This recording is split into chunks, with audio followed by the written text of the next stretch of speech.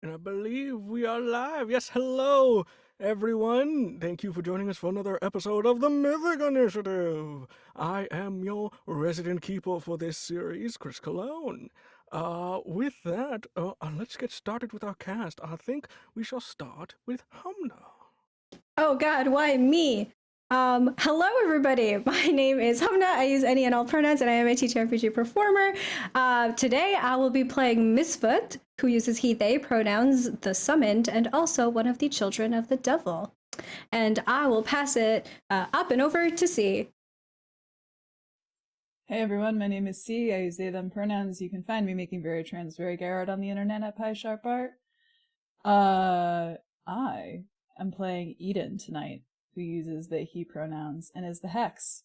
They've done pretty much nothing wrong ever in their life, so that's good. And I'll pass things over to my darling, delightful twin, Heaven, and Vin. Hi guys, I'm Vin at VinVoxVA. I am a TTRPG performer and voice actor, and I'll be playing Heaven, your chosen. I've also done nothing wrong. I use he, they pronouns, and Heaven is she, any, and last but not least, the beautiful, talented, maybe, CJ. Oh, what? It's me. It is I, CJ, aka Scholastic Dragon on the internet. My pronouns are they, them, and I'm playing Vic. There we go. I'm playing Vic. Vic's pronouns are she, they, he. Maybe in that order. Who knows? Who cares? They're the monstrous. Is that it? Is that all I have to say? Is that? I feel like that's all I have to say. So that's. I'm kicking it over back to our MC. Wait, yes, Storykeeper. I don't know anything ever. It's I give up. Fuck me. With that, before we get started with our lovely story here, just a few content warnings in case you didn't see them on that screen there. With that, this AP contains fantasy violence, apocalypse, gore, blood, familial struggles, drug abuse, severe weather, romance, and references to sexual entanglements, monsters and monstrosities, and drama. You can check that out by typing !CW to see those content warnings. And also, if you want to see the line and veils for the cast, you can also type in !CW cast to see all those bad boys at your leisure. But I think that's everything out the way. I think we should get started. Does everybody agree with me? Fantastic. With that, we open up our story once again in the beautiful city of Santa Cana, which lies on the coast of Florida, but not after the recent events we saw in our last episode. But we cut back 10 years earlier. Specifically, we see the camera zoom into an estate that's slightly equestrian, a little bit out of the sort of drive, maybe about 30 minutes outside of the city, as we find a house with a lovely fields and whatnot. And specifically, we see two kids running. Not kids, more teens, if you only want to put a age to it. As we find ourselves 10 years before our current time. And we see two individuals running in secret. As we see Misfoot and also Eden. running off into a section of the house, sequestered from most people, away from prying eyes. What are you two doing? Eden is leading Misfit through the halls of this house, going, "Oh, listen, if we could get to the summoning circle, the secret room that Nobu always keeps locked, I found the key the other day, and I think we could do it there, right? We could try to do it there." And this 17-year-old version of Eden has hair that's a little bit less dead looking, a little bit more lively, cut a little bit shorter. I hate to say it, but like 80s Justin Bieber era, you know what I mean? Ouch. Yeah, no. And they're definitely wearing like way too much eyeliner, and it's smudged out around the bottom of their eyes, and they still just look as sick and like a dying Victorian boy, you know what I mean? So that is, they kind of like, like brush their hair out of the way, as they look, up at Misfit. So, do you think you're like ready for this? Yeah, it's the most powerful magical spot in the house, right? So as long as we have a strong conduit for it, I'm confident that I can do this. And when we look at Misfoot, also about 16 or 17 years old at this point, we see a much scrawnier version of Misfoot than today. He's like a little bit lanky at this point, and you can see because even back then they would still wear their shirts with the collars like open, and you can see that they still have that tattoo of the goat skull with one horn, but it looks much bigger on this version of Misfoot, like it's wrong, like it was borrowed from somebody, like it was a hand-me-down of some sort. And they also have hair that is much shorter than it is now.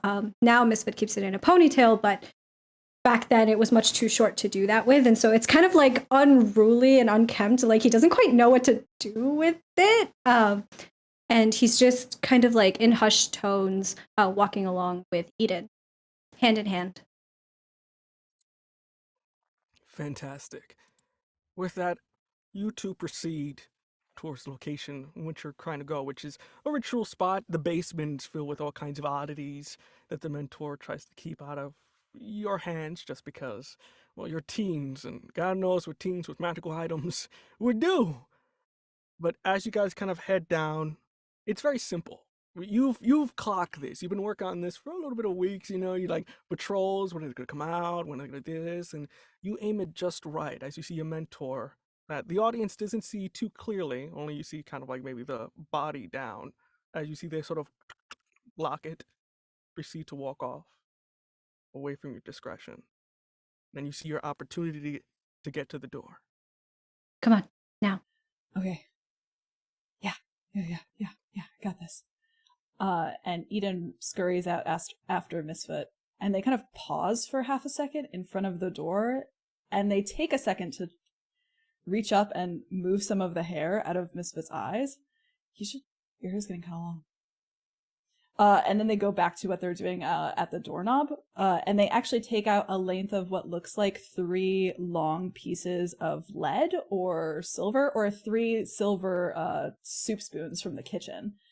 And they press them kind of against the top of their forehead, and they are going to use their rote transmutation to try to use these 3 silver spoons, made of real silver, of course, because this is a mythic house, to create the key that locks this door.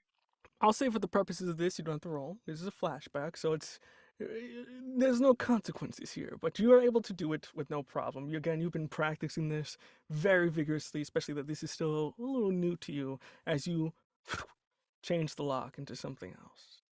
As it kind of falls on the ground, and the door kind of, this heavy wood oak opens up for you guys. And kind of going in, it's very eerie.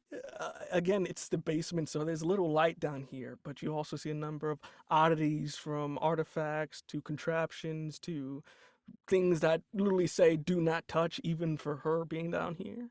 And with that, kind of looking about, you can sort of pushing stuff aside, find the ritual circle that you're looking for that's in the middle of this room. And I think before we close the door, Misfit kind of like peeks around the corner, both directions, to make sure that nobody saw us go in and nobody is following us in either. And assuming Continue. assuming that nobody is, he's going to close the door and lock it behind. Yep, just a quick shake your head with that, close it, lock it. It's just the two of you and whatever is in this room. Okay, so shutting the magic down is gonna be kind of hard. I can't do it myself, so I need your help. And since you're, like the devil or whatever, I think that you could like pull it out, right? You could like send it to hell. And we could, the conduit would be the circle. Kind of like you just have to thread the needle, right? Seeing Eden so nervous, Misfoot kind of steps forward up to them and takes their hands in his and kind of like holds them really gently, squeezes them. We can do this. I mean, I'm not the devil yet, but I will be one day. And so this is practice, right? For that, I'm sure that, I'm sure that we can make this work. I mean, I've seen my father do kind of similar stuff before, so it's got to be easy. It's just like a sealing spell. You just have to put like a sealing spell over top of the magic. Yeah. So that it can't rise up. Think of it as my parting gift to you before I go home next week. Yeah. When you go home next week. And Eden kind of looks off and drops your hands and starts going toward all of the stuff. You're gonna come back, though, right? Misfit follows and I think like drops to their knees, like at the summoning circle, like starting to arrange all of the items that Eden had like brought, like had told them about for this ritual, for this spell. And as they're doing that, they kind of like look over at Eden and there's this like twinkle in his eyes, almost like this very bright sort of emotion. And he says, "Yeah, of course. I mean, if you want, you can come visit. I know that people say that hell is terrible, but I promise that if you're not there for punishment, it's actually a lot of fun." Yeah, I'm just like a person. I'm pretty sure I would literally like catch on fire and burn to a crispy crisp. That's just rumors. Not everywhere in hell is on fire, literally. It would be kind of impossible to navigate, don't you think? That's not what the text... I'm sorry, we'll have to circle back on that later. And Eden kind of like flips into they have 6 journals, I shit you not, like 6 of their own personal journals. They close one, open one, make a note, close that one, and then open the one that they were looking in before to keep doing all of their things. Like, I'm going to put a pin in that, and we're going to go back to that later, but not right now, because we need to focus. And they turn back to you. I mean, yeah, sure, I would go to hell if you wanted me to. I do. I think it would be a lot of fun. But this ritual... Yeah, no, going to hell for fun. I know you said that it wouldn't be easy to take your magic out, and it's not going to be. But it also... I need you to know, before we do this, it's probably going to hurt. It already hurts. So... But... like... I don't know if this is comparable. I don't know if this pain is the same. Maybe I wasn't really clear on this before, Misfit, but the magic hurts me. Putting a cap on it means that it can't hurt me anymore. So even if it hurts really bad one more time, it's worth it. to me. And Misfoot kind of crawls a little bit closer to Eden and kneels next to them, takes one hand and kind of like brushes it up against Eden's face, the side of their face. If you're sure. I don't want you to hurt anyone, okay?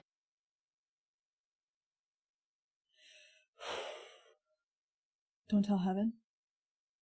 Never. I don't want to tell her anything. Yeah, I know. I think Okay. with that, you begin your ritual. Eden, you sit on one side, focusing on your breath, trying to concentrate. And Misfoot, you stand on the other side, also sitting in a similar position, concentrating. And with that, you begin to focus on Eden. And almost like someone turning the volume up, you begin to hear a heartbeat. You hear boom, boom, boom, boom, boom, boom. And as you close your eyes, you begin to drift. As you find yourself in a sea. You don't know. You've only seen your father do this. This is your first time you doing it. And in this water, you see that it's not ocean blue, but almost like a chromatic colors. There are various colors from reds, blues, greens, yellows, almost like a rainbow of an ocean. And kind of having to force yourself onto the shore, you kind of are forced onto a beach. Kind of have to catch your breath as you find yourself on an infinite beach line that's almost like golden sand as it kind of shimmers and reflects. But that is not what catches your eye as you see behind you, or in this case in front of you, a large Gothic-like castle on this beach. Standing tall, proud, and looks like defending this ocean from intruders. But its bridge is down and ready for anybody who wishes to enter. What would you like to do? I think the first thing Misfit does is look around for Eden. Is he here? He's not. It's just you, the wind, and that heartbeat acting as a guide. You know where this magic is. It's that heartbeat. You're boom, boom, boom, boom. It's kind of weak at the moment, but as you kind of maybe shift yourself, trying to look for Eden, you see that it pace kind of rapidly changes when you go in a certain direction. I'll follow the heartbeat wherever it beats fastest, wherever its pulse is strongest. You proceed on this strange land as you see thunderous clouds. A figure behind that you can't see, but is not of importance to you at the moment. And kind of walking into this castle uninterrupted, there seems to be no one here, but yet it is full of various items. You can see there are sort of painted portraits of Eden and heaven, of people that Eden has never talked about. You see other paintings of life moments that they've had in terms of meeting you, meeting Vic, meeting the mentor. You kind of go to this castle that's very regal in a sense, and it's semi-alive. It's not dead, but it's semi-alive. And following the footsteps, you go up a tower. And as you sort of exit it, you are at the front of a door. A big brass door with carved into it seems to be a figure of a woman and a man, in which you have never seen before in your life. That has a bare resemblance to Eden, as you see that they are at this precipice of this door, where you hear the heart beating faster as whatever you're trying to do is beyond that door. I think Misfit, while they were walking through this castle, seeing the memories along the walls, they were like I think their eyes were darting from memory to memory to memory, trying to take it all in, but not wanting to stop because they need to help Eden. They have a goal. He needs them to not hurt anymore. So they go through, they push past it, and they come upon this door. I think he raises up a hand and sort of traces the carvings of these two people on the door. And does it look like the door can just be opened? Does it look like it's locked? It does. It looks like it's just a push. It doesn't seem to have a lock. You just need to push it. Then Misfit pushes. With that, as you sort of trace your fingers along the precipice of the door and begin to slightly push, you feel something hold you and yank you back as you poof, poof, go through several walls of the castle before you doom, doom, doom, doom, doom, sort of lying on the ground, kind of hurt and pain, like again, like somebody punched you in the chest as you see a figure slowly fly down. You see an entity made of light, of similar height to Eden, just floating down, looking at you. Again, only thing you can see is a mixture of light and darkness. There's no actual visible features of this person. As you're sort of in pain on the floor, you see they immediately take you by the head, hold you up, and look in your eyes and say, "They don't need your help. They And asked for my you help. are not. They don't know what they want, and you are not welcome here." And you start to feel a pain from your body as it's almost like something is being extracted out of you, as the camera can see almost your energy being transferred into this thing before it hurls you all the way out to the sea before you land back in and wake up back where you are. As you see Eden, Miss Voot is... they're worried, and also from what you can see, because you usually see auras, there's something off about them that doesn't seem right. It's like something's missing. I think when Misfit comes back, they're actually still like flailing as if they were trying to like grab at someone or at something, like trying to like take something back. I think that's how they come back.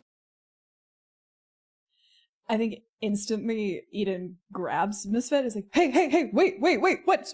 Hey, it's me. Hey, Misfit. Are you okay? Misfit. Are you okay? Eden. Are you okay? What's wrong? What's wrong? What's wrong? And I think the first thing that Misfit does is go to check his tattoo. Is it still intact? Is everything the same? Everything seems to be in the right place, but there's just, it's almost like a haze. You feel that part of you is missing. You can't put your finger on it. You know something's wrong, but nothing physically feels wrong. Everything seems like where it was, your stuff, your tattoo, but something's, it's like that source of anxiety that something's not right. There was something there, and I think it took something from me. What? I mean, that's the magic. The magic takes. That's why we had all of this, and they like gesture to all of the ritual offerings, essentially, everything having a purpose, all of their writing, all of their journals, all of their favorite things in this circle around them. That's why we had this, but nothing withered. The magic didn't eat that. Did it eat something else? And I think Misfit sinks. At this point, Eden was holding him, right? And I think they sink, but they kind of sink, like they slump, like a rag doll in your arms. And they look off to the side at all of these items. I think it ate me.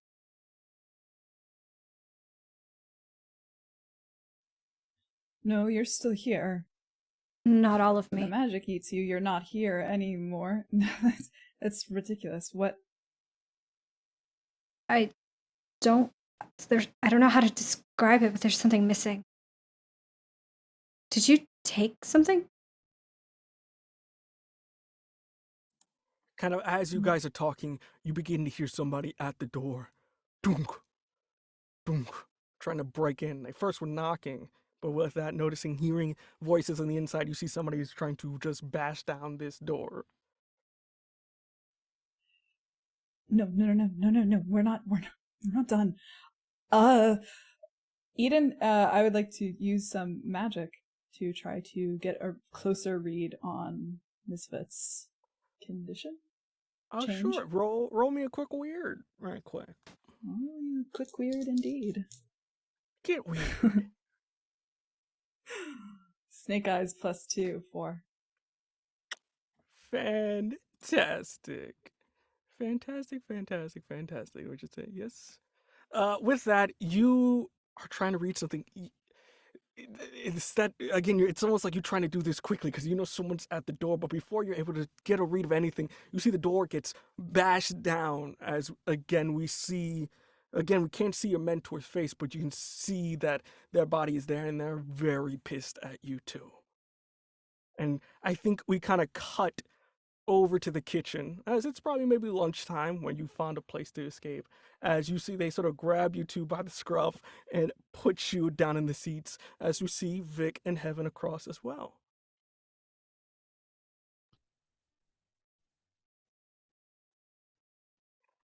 Vic and Heaven, you see that they were doing something they weren't supposed to, and you just like a real quick, you see the mentor just telling them both off of like you shouldn't be in there and this and that. As you see they get a stern talking to before they walk away, and it's only you four at the table. Yeah. So our mentor walked away, you said? Yes. Yeah. I think Vic is laughing. What the fuck is so funny? Yeah. You two got fucking reamed. Whatever, that doesn't even matter. Eden, what did you do? I didn't do anything. I didn't do anything. You don't did need- it wrong. Clearly, you both did something by being in there. Like you're not supposed. What are rules? What is anything? We might as well just be in absolute anarchy at this point. If half of us can't do what we're supposed to do. Oh my god, just- Heaven. Darting between the both of them. I was Really? trying to help your sibling. Some fucking help you were. Excuse me? Oh boy. You want to say that again? Oh, okay. I said some fucking help you were, Misfit. all right, guys. let's relax. Oh, that's fucking Yeah, maybe we can rich. chill a bit. This That's fucking. You know what she. You know what Eden did? Heaven. No. Vic, would you like to know? Would you like to know what they did? Actually, I don't- Kind of calling me in here. Let's. He fucking know? ate my magic. You know, Naomi tells me that when we feel upset, we should like breathe and Oh, retract our shut teeth. up, Vic. Like you've ever known how to calm down by yourself. When did you have a tantrum last week? Hey, Why are you lay going off after of them? her. I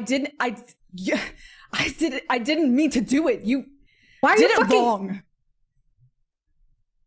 You told me how to do it. I was following your instructions.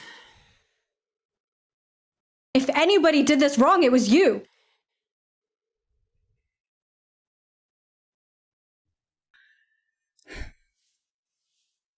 You know, maybe we can all just lay off of each other, find a corner of the house to just brood in, because this is getting ridiculous.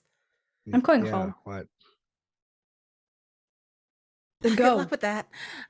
I'm fucking leaving right now. Go. And I think Misfoot tries. I think that they don't need, at this point in time, he doesn't need any portal, any summoning circle, anything like that to travel between hell and earth, between this plane and his home plane. I think it's something that he can functionally just like teleport in and out of. And so they try. Fantastic. You kind of get up in your anger and you don't have to deal with these fucking people. kind of proceed off to a place that would have a big enough space, and you just put your hand out. And nothing happens. You tried, a different technique, a different space. It's not working. It should be working. Why is it not working? You all see that Misvot isn't gone. They're still here. What, did you change your mind or something? And I think Misfit turns around really slowly and stares you down. I can't leave.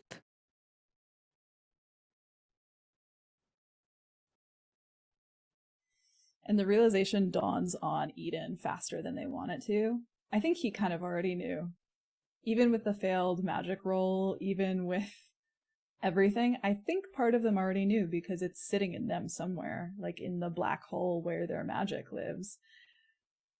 Misfit's magic is sitting there, devoured. And Eden kind of already knew.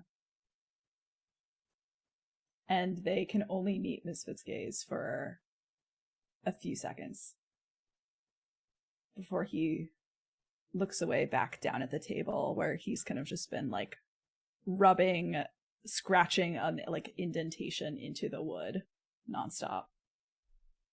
And I think the last thing that Misfit says before they go to their room, they leave, really low, is, I thought you were different. But you're a monster, just like those two. And he leaves.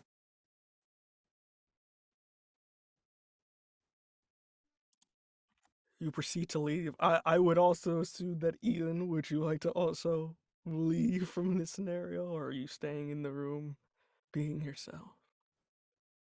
Eden stays for a few seconds longer, and they literally can't stand to sit in the silence with Vic in heaven.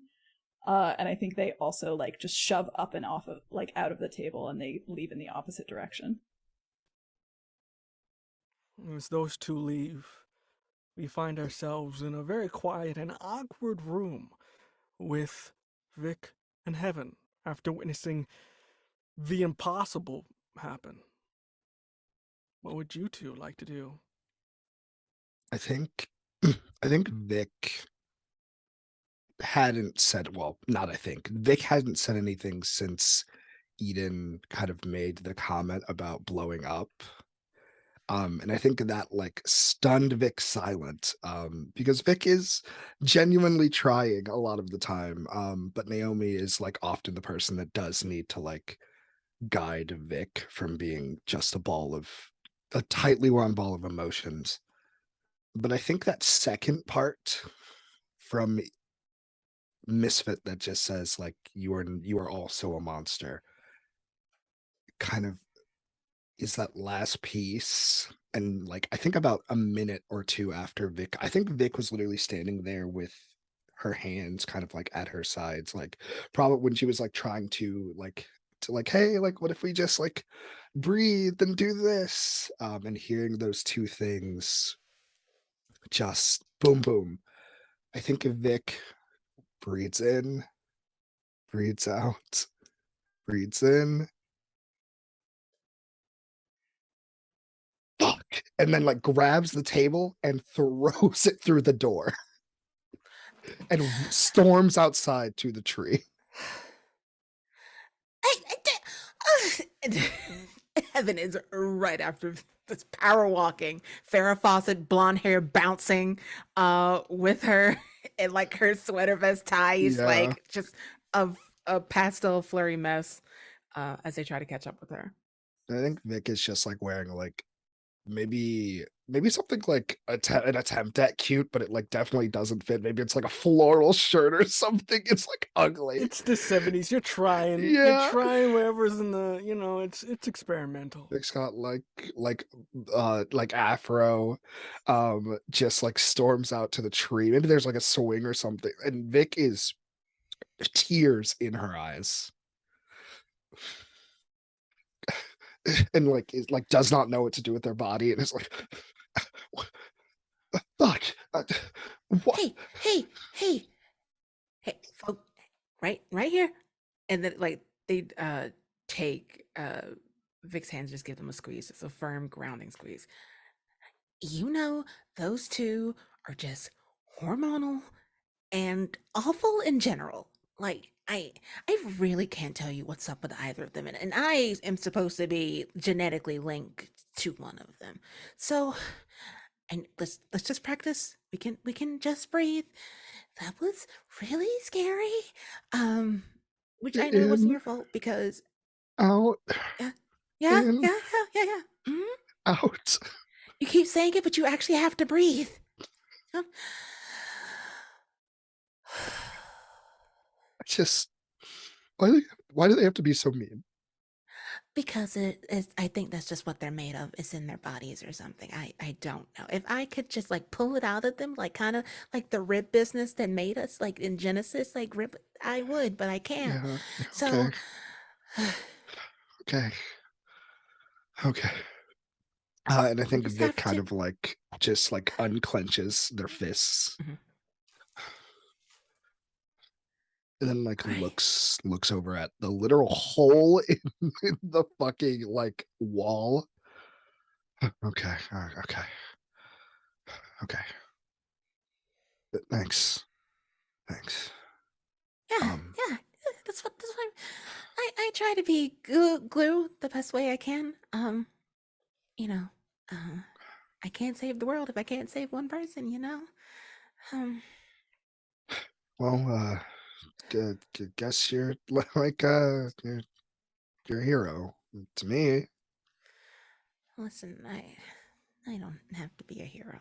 I uh um I don't know if we should tell somebody about that. Like they're also looking at the hole now. Or we should just let people find that out organically. I think Um I've noticed that whenever I break something, Naomi kind of like gives it an hour. okay, I'm maybe we sure shouldn't she be here then. We can go do knows. something. Go get some ice cream. Maybe we can just I mean, it feels like a hot fudge recovery kind of mood, or get some Jiffy Pop, or get to do Okay, something. okay. All right, yeah, we can go. Okay, But I want just to. Can I out of the change house. first? I don't. This shirt's really uncomfortable. Yeah, sure. I'm not. Okay. Oh, okay. Ice cream on me. No, it's on me. It's on No, no, you. no. I I am mean, treating you. No, I'm saying this now. No, okay, I won't eat okay, it if you buy. So okay, see. okay, uh, okay. And I think of it kind of like getting the last bit of that like rage air out of their body goes and changes into a much more like a long sleeve shirt. And we go. And with that, I think this flashback ends. As we cut away from that moment, back to the present day of 1986. And before we go back to our heroes, we find ourselves the night before. We find ourselves with a group of college students. You can see just from, they're not really feeling the vibe. And kind of what we see as the audience, we see a figure who's just moving and grooving with the music in this club. We can't really necessarily see, but they're moving with it. And with that, going over to the college students, and sort of time passes by, we see people walk by and we see that they're getting looser and looser and looser. You see that they're kind of talking with this individual and shake their hand. And as we do, we see a symbol begin to form on their upper arm, sort of burned in with that of a ram-like horn on top of it. We sort of cut to these students just going on a pub crawl through this city, just partying like nothing can stop them. And sort of getting around midnight, we see these students kind of getting back to their dorm at Ridgeview University, the local university here within Center Arcana. You see two of them cross, but there's one who's just feeling himself. And she says, I'm king of the and immediately, boosh, gets hit by a taxi. You see the taxi driver get out. Oh my God, are you a... What the... You see the student sort of cracking themselves back into shape. You see the other guys go, whoa, yeah! As you see the other student go, whoa! Until we see that same mark begin to glow red and just splats into nothing. As you see the other two students scream in horror, and we cut to the next morning. All of you, I would say for this purposes here, it's been 2 weeks since the AD were released into this city. A group of monsters that your mentor took very great care into securing. As you have officially decided to work with the agency, however reluctant you are. But you all get something out of it. It's very exciting to see what happens if you do succeed. But for now, it's been 2 weeks as you've been helping the agency get back on its feet, and they finally have your house ready for you to move back in. I will say, for the purposes here, Xenobor, the brother to Misfit, has decided to give you all a ride, as you don't have a car. None of you, so you needed a ride here. And I will say he kind of pulls up in this sort of black muscle car, sort of pumps the brakes. This is the house, right? Misfoot had their feet up on the dashboard and their seat all the way back. Whoever's behind him, really, I'm so sorry. And they look out the window. Yeah, that's the sorry old house. Or I guess new house. I heard that they renovated it or remade it after, burned down and everything.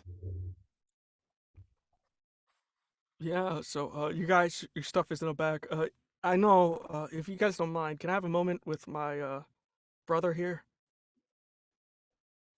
Gladly. Sure. Heaven is out.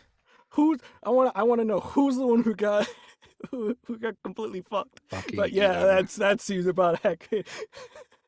In order for me to actually get out of the car, you have to move your seat forward, Misfit. What, you can't crawl? Not for you. I don't know, fun. And Misfoot pulls his seat up forward, just barely enough to let Eden through. As he's in the middle of doing, you know how you have to do the lever to move your seat? Eden pushes the back of the chair so that it goes up a little further, so they hold it there for a minute. Good boy. We get out of the car. And when Eden leaves, Misfoot pushes himself back. Kind of shakes it off because in front of Salenburg, come on. And they look to their brother. You wanted to talk? What's up? Yeah, how are you feeling? It's been 2 weeks since you got the news. I don't know if you're, I just wanted to see how you're doing.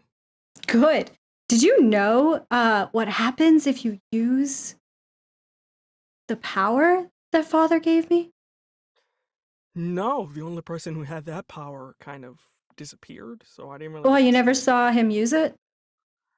Oh, I didn't know, not really. I mean, And I think I just- Misfit kind of opens up their shirt a little bit to show the second horn that has erupted on their tattoo. yeah, that seems about right. Yeah, Look, we're getting closer. Yeah. I just want to let you know, I gotta go. Dad has already got me doing my whole 9 yards and orders and whatnot, so I probably not gonna be around as much, even though I doubt you need me. But I mean, you sure you can't stay? It's fun having you around. Dad's, I know, but Dad's giving me orders, so you know how it goes. If Dad says it, it's law. So there's just you see, he's very reluctant in what he wants to say. I do have something for you. 2 things. First, you see him sort of take the keys out of the car engines and sort of tosses it to you. We're gonna need a ride because, again, none of you have a car, and I doubt anything they're gonna have is gonna be worth it. So I'm giving you Odessia. So maybe you might take better care of her, as he sort of was wiping the dashboard. Thanks, brother. Yeah, no, I'll take care of her just fine. And I think Misfit kind of like slams the dashboard like really hard. Oh boy. So please take care of Odessa, please. Like wax her, do the whole night, please. Don't crash her, please. And you see, he's like very just like, please. I'm giving you my car because I know you need it. Don't destroy it. But you see, he also, and I also have this, and you see, he pulls out of his pocket, which seems to be this sort of dark purple metallic like necklace with like almost like a golf ball sized cube of like different almost like stalagmites, like hexagonal stalagmites on it. And he goes, this was mom's. She Dad didn't want you having this, so me giving this to you is very high treason to Dad. So she did state that if you ever did come into your power, that she wanted you to have this. Above the table, has Zalenbur ever met our mother? Yes, he was one of the foods because he's the oldest. You didn't get to meet your mother. You know, him and Decim were the only ones that ever knew, who saw your mother. She died or disappeared, you don't know, after your birth. And I think Misfit, at hearing this is his mother's, I think all of the bravado, the air of confidence kind of deflates out of him for a second. And they hold their hand out without saying anything to take the necklace. And when they take it, they hold it so gingerly, like it's this fragile thing that's going to break. Thanks. Why are you giving this to me? It is one of the very few wishes that she had for you. It's supposed to do something, but I don't know. Maybe you might figure it out. I don't know, but she did say she wanted this to you when you got your power here. So I thought it was the least I can do, and believe me, it was hell to hide this from Dad, because he is just watching this thing like a hawk, so it wasn't easy to get to you. Yeah, well, Dad never wanted anything good for me anyway, so. That's not true. Thanks, though. This is really nice. It's weird. Stop being nice. Well, and he kind of shakes your hair. It's what big brothers are supposed to do. Okay, no, not the hair. No, not the hair. And I think Misfit goes and like tries to like fix whatever Zalenbur has ruined. All right, that's enough. I think that's enough of whatever that was. Cool. Odessa's mine, which means you need to get out of my car. This is already ahead of you. Oh, and one more thing. You see he gets a piece of paper out, just writes real quick. That's my number. Give that to Vic if you get the chance, and I will see you later. And with that, you see him engulf in flame, disappear. I'll give that to Vic after we've had our fun. All right. And I think Misfit kind of gets out of the car, closes the door with his foot, and just leaves it there. I don't think he bothers to like move it, park it better or whatever. Also doesn't lock it, just kind of takes the keys and walks into the house. Nobody's gonna steal your shit. No one would be suicidal enough to steal your shit. But as the rest of you are getting out, you take out your luggage. You do notice at the house there is more guards here than what usually was around. There was really nobody here, but you do see that there is a number of agents at sort of the perimeter around the house. And especially for you, Vic, you see Dell talking with a number of the members, going, okay, you check the south perimeter, you go to the left, make sure you patrol the forest and whatnot. And she kind of turns around. Well, hello, Mythics. Hello. Why are you running recon on the house lawn? We're not running recon, we're doing patrolling because That's there the is an same thing. not at all. Not at all. I think they're Reconning trying is to. I think they're trying to make sure that you don't put any more holes in the drywall, Vic, so they don't have to. Why do do you always bring that construction. up? see, I didn't know that. I didn't know that. You put Oh, it holes in drywall. happens like Mm, 3 or 4 times a week, I'd say, when we were growing okay, up. it was at You see, least, at minimum, once, at max 2. so she makes a note. She's like, "There's gonna be a hole in certain dry holes. Don't worry about There's it. That's not just going to be a any hole in drywalls. there's gonna be a I'm hole in the past that. drywall." I There's am gonna be. past that. She kind of goes, "Well, if you must know, the director, Terran Hobbs, Mr. Hobbs, if you Yes, yes, remember, Frankie. don't call him that. He said specifically, don't call him Frankie. Mm, Uh, we are to be your security. So we are going to be securing the house and making sure that nothing gets in or out without the agencies know about, so them like, knowing. so like, when you say security, do you mean like here all the time or just today? There's going to be someone here all the time. I may be Mm, on and off, but for the most part, someone oh, will be here. how often will it be you? I mean, so I can schedule my showers appropriately. You see that there's again this coworker's here. They're like, what? And then just sort of look and you see that she goes, that will be remain to be seen, not in the ears of the public. Listen to know.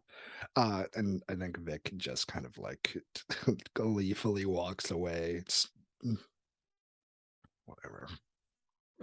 Well, your rooms are ready, so you guys can head up, and also the attaché is here for you as well.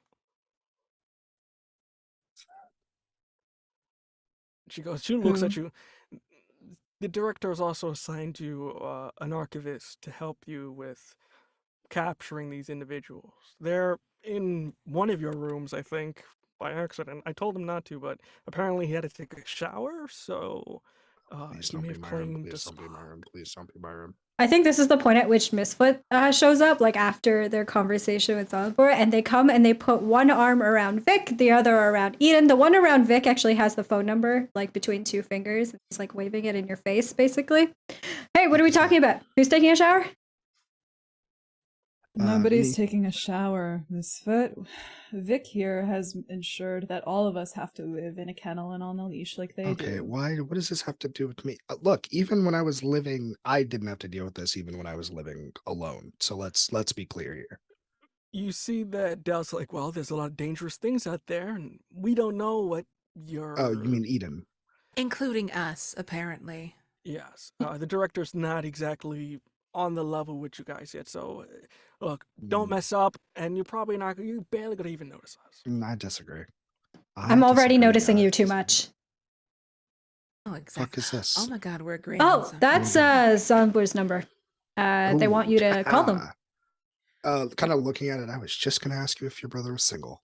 Great. You see that looking at it, it's almost like consists of like a slideshow. It's like English and Latin, devil, celestial, because they didn't know. So they just, every arcanic language there is, it kind of just shifts just in case you didn't know. Hilariously, I think Vic can read a couple of them. Yeah, Just some like, of them are just like, oh, I know that one. And it's it's like, like, what oh is this shit, one? what? Oh shit, your brother speaks Latin, and it's like, wait, you speak Latin?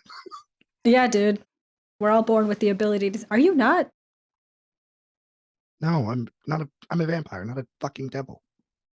Oh, so does that mean that you can speak like what, Romanian? I not because I'm a vampire, but yes, I can. You see that Del goes, well, as much as I want to stay around for whatever shenanigans you wombats have, I have to go back to securing your household. So if you See need you me, later. and you see she kind of walks off. You see some of the soldiers look back at you, look back at her, look back at you, I look at and, them and I say, "Mm, and just walk off. You see one of them is flustered and just walks. One of them is just like, I don't know what that was. I have feelings. just uh, and with that, you guys all enter into the house and begin to settle down. One by one, I will say each of you go into your rooms. Again, it's not exactly the same state that you left it in due to the fact that your house burned down 7 years ago. So while they reconstructed it, they didn't reconstruct the personal aesthetic to it. You do see there's a number of items here that did survive the fire, but for the most part, your rooms are kind of like blank slates for you guys. And as you all get settled down, Eden, you proceed to go to your room. And as you do, you see that while most of the doors are closed, yours seems to be just wide open. Uh-huh. I assume that our attaché is in there. So Eden pushes open the door and pokes their head in. You poke your head in as you're pushing the door. You see there's steam coming from the bathroom, but that's not what catches your eye. You see sort of almost nestling or sleeping this sort of wolf-like figure made out of pure lightning, just sleeping on your bed. And even that is not what catches your eye. As you see near the desk area that they kind of set up, you see a number of symbols that immediately strike you. And kind of pulling it out right quick, you see these are the same symbols that are not only in your mentor's journal, but also the same symbols that were on the portal when you first saw it. You see that they have some understanding, as you can see, like there's some slight translations, very so-so, but it's more progress than what you've made on your own stuff. Eden stands in the doorway for a moment looking at a lightning wolf on their bed. And I assume that all of us have kind of like sort of come up to the bedroom hallway. Yeah, just like everybody, you if you yell, they'll all hear you. You're within screaming distance in case you ask. Ms. Vet, Yeah, what is it?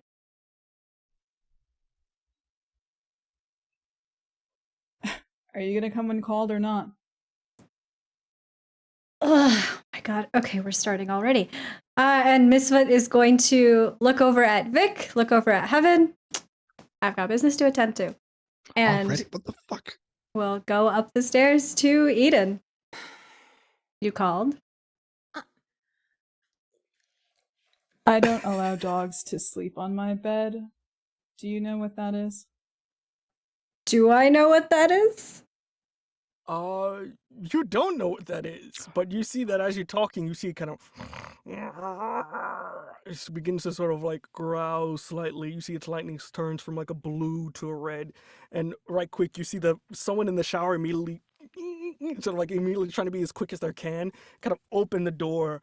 And as you do, you see an individual who's got a towel over them. They kind of light tan skin, black hair. You see their glasses are circular, fogged off. No shirt at the moment, as they just came out right quick. It seems to be in about your age range, maybe 26, 27. And kind of goes, "Oh, my, write you down." And with that, you see the dog, and kind of goes back in the bed. I am so sorry. Uh, is this somebody's room? I wasn't sure if there's so many here. No, Hey! I'm sleeping in Misfit's room. Fantastic. You see he's kind of, he's flustered due to the fact that he's like, oh, these are the people. And also, I'm in, no clothes at the moment. Sorry. That's okay. You don't have to, don't rush. I'm so sorry. And kind of puts a shirt on, extends his hand. Hi, I am Vasco. I am your new attaché. And Misfit, I think, walks over and takes Vasco's hand and instead of shaking it, will kiss it and then go back. Enchanté. Oh,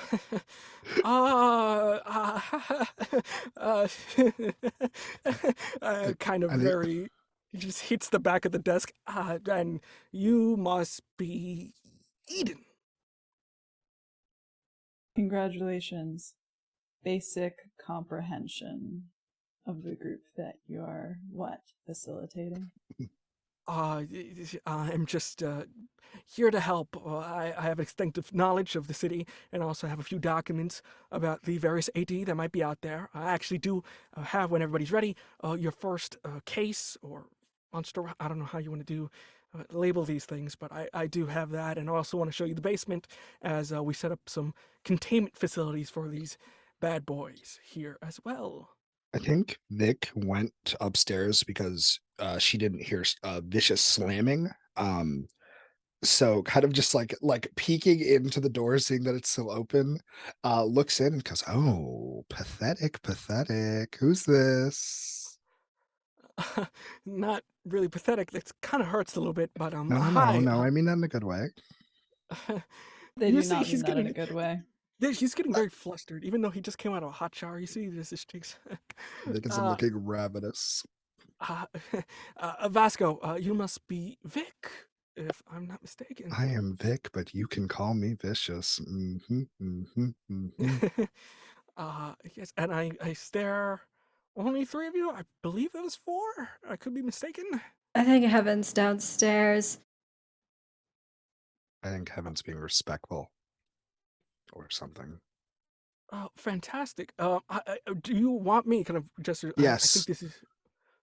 What? No. And Out I of the think room. at that, Misfit just kind of leans into Eden. Hey, do you want to leave those two alone? No, I'm pretty sure Vic is going to eat him alive. Yeah, so Okay, since when do you alright. care? I'm sorry. Do you want me to leave the room? I know this is. I forgot that if this is one of your spaces. I don't want to step Is on. this your room? Whose room is this? Which one of us? I look at the two of Not you. my room. Looks at Misfit. It's not mine either. Okay, sounds like it is now my room.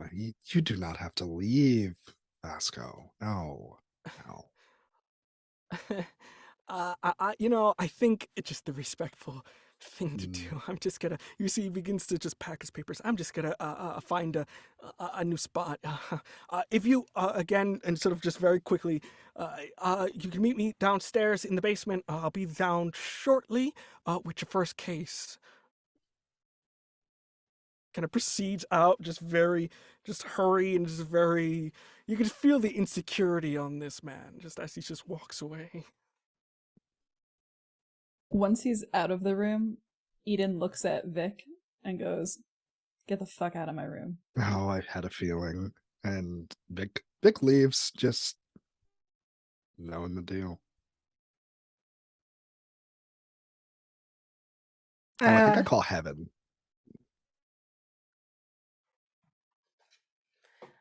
And I think they like make their way upstairs. Oh, you guys still have your clothes on. I'm really surprised and I'm proud of you for not christening the place. Can I help anybody, or do No, we all I need was some just banter leaving. before we do our next moves? There's a Oh, pathetic good. man here. I should probably find my room. Okay. I mean, there's men outside too, No, casing the like place. Did like we forget tired, about like that? scrawny, full of fear. Like Don't eat him, Lightning please. dog. I'm not gonna. Yeah, wait. Yeah, what was up with that? Like turns around. I was leaving, but then turns around, looks at Eden. What was up with that? Right quick, he's not scrawny. He's okay. He's like he's not the vision of a god, but he's not That's- scrawny. Chris So was he's like, got- "I'm offended. Actually, You wrong, cannot Chris. call Oh, he's- my." this man's assigned the baby combination girl. twink Yeah, and no, mom. baby girl is a state We of mind. He assigned doesn't have him to baby be- girl. He does not have Chris to took be offense to that. beefy. Chris was like, "You are not doing that to my I spent NPC." hours on this man. Don't you Mm, dare! That's even worse for his situation.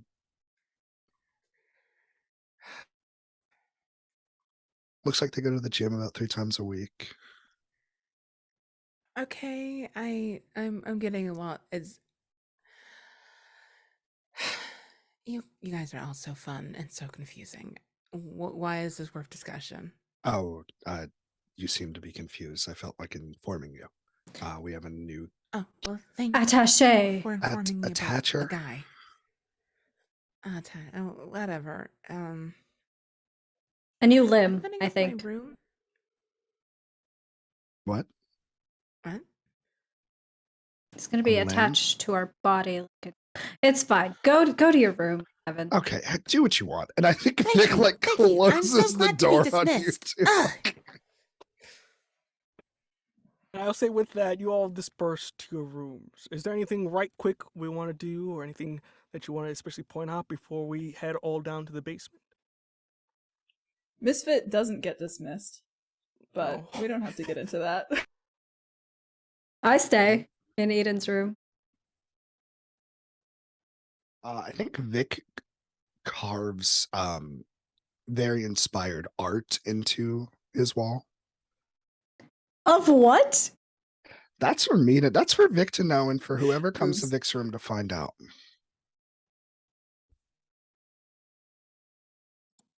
Fantastic.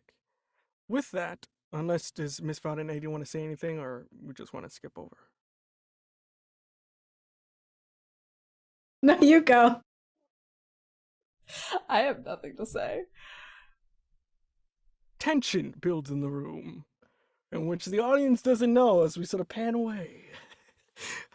And with that, a little bit of time passes over. It gets to maybe about afternoon, early afternoon. And with that, you guys all head down to the basement.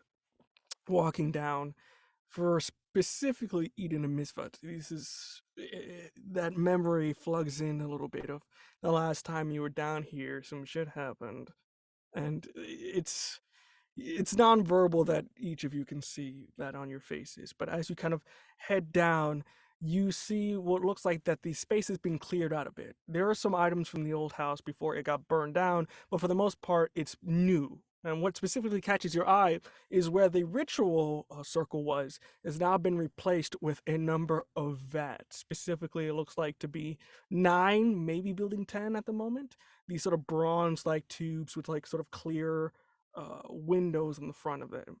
And you also see in the center of it seems to be a contraption that's holding what looks like to be this almost dark diamond like prism in it, about maybe like a football size. You see Vasco now within a sort of a dress shirt, kind of has sleeves rolled up, kind of just working on the last kinks of his thing, kind of turns over. Hi, kind of adjusts his glasses. Fantastic, fantastic. I hope you all got settled in quite nicely. I think Vic purposefully took a shower before this and is now downstairs in, honestly, pants and a towel. I think Misfit looks worse for the wear than the last time that you saw them. New bruises are forming on his body, and also there's a new necklace that they're wearing.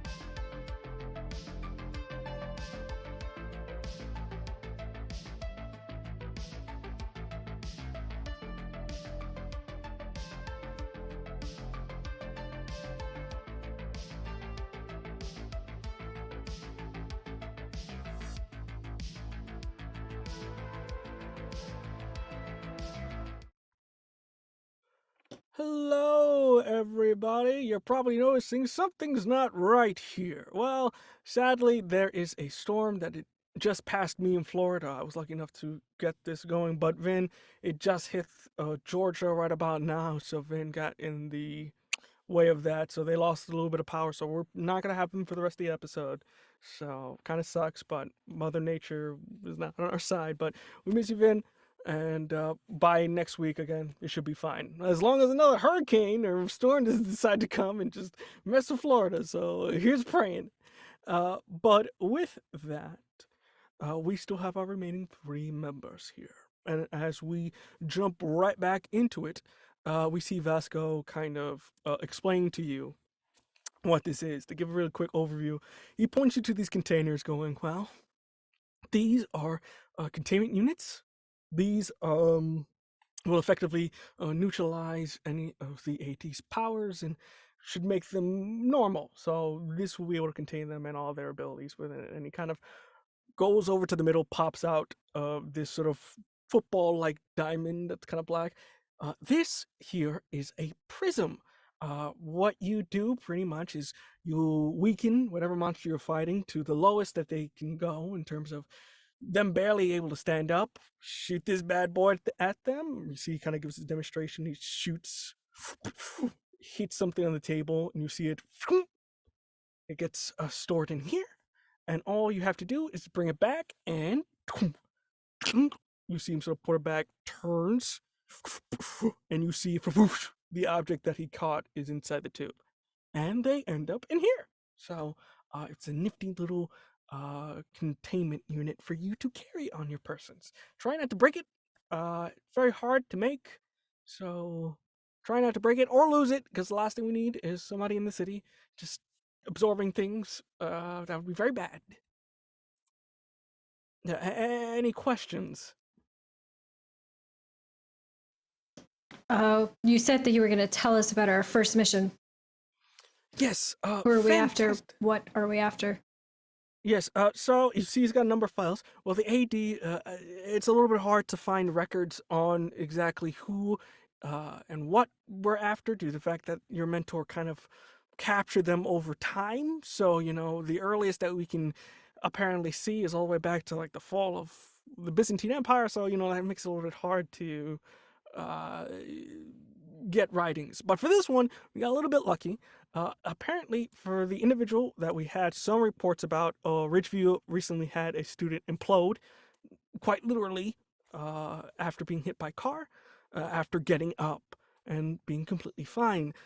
We did a little cross-referencing, and it seems that you have to may investigate more. We're dealing with a demon of sorts, and there's only one individual among that list of possible suspects that fit that description. And you see he kind of pulls out a piece of paper, kind of lays it down. It looks like almost like an 1800s kind of painting, probably like late 1800s. The individual you are going to be going after today is JD, also known as the Jersey Devil. An individual who has been very notorious for partying, so much so that when he was captured, he was responsible for the Chicago fire due to the fact that, well, the party got a little out of hand and started to burn half the city down.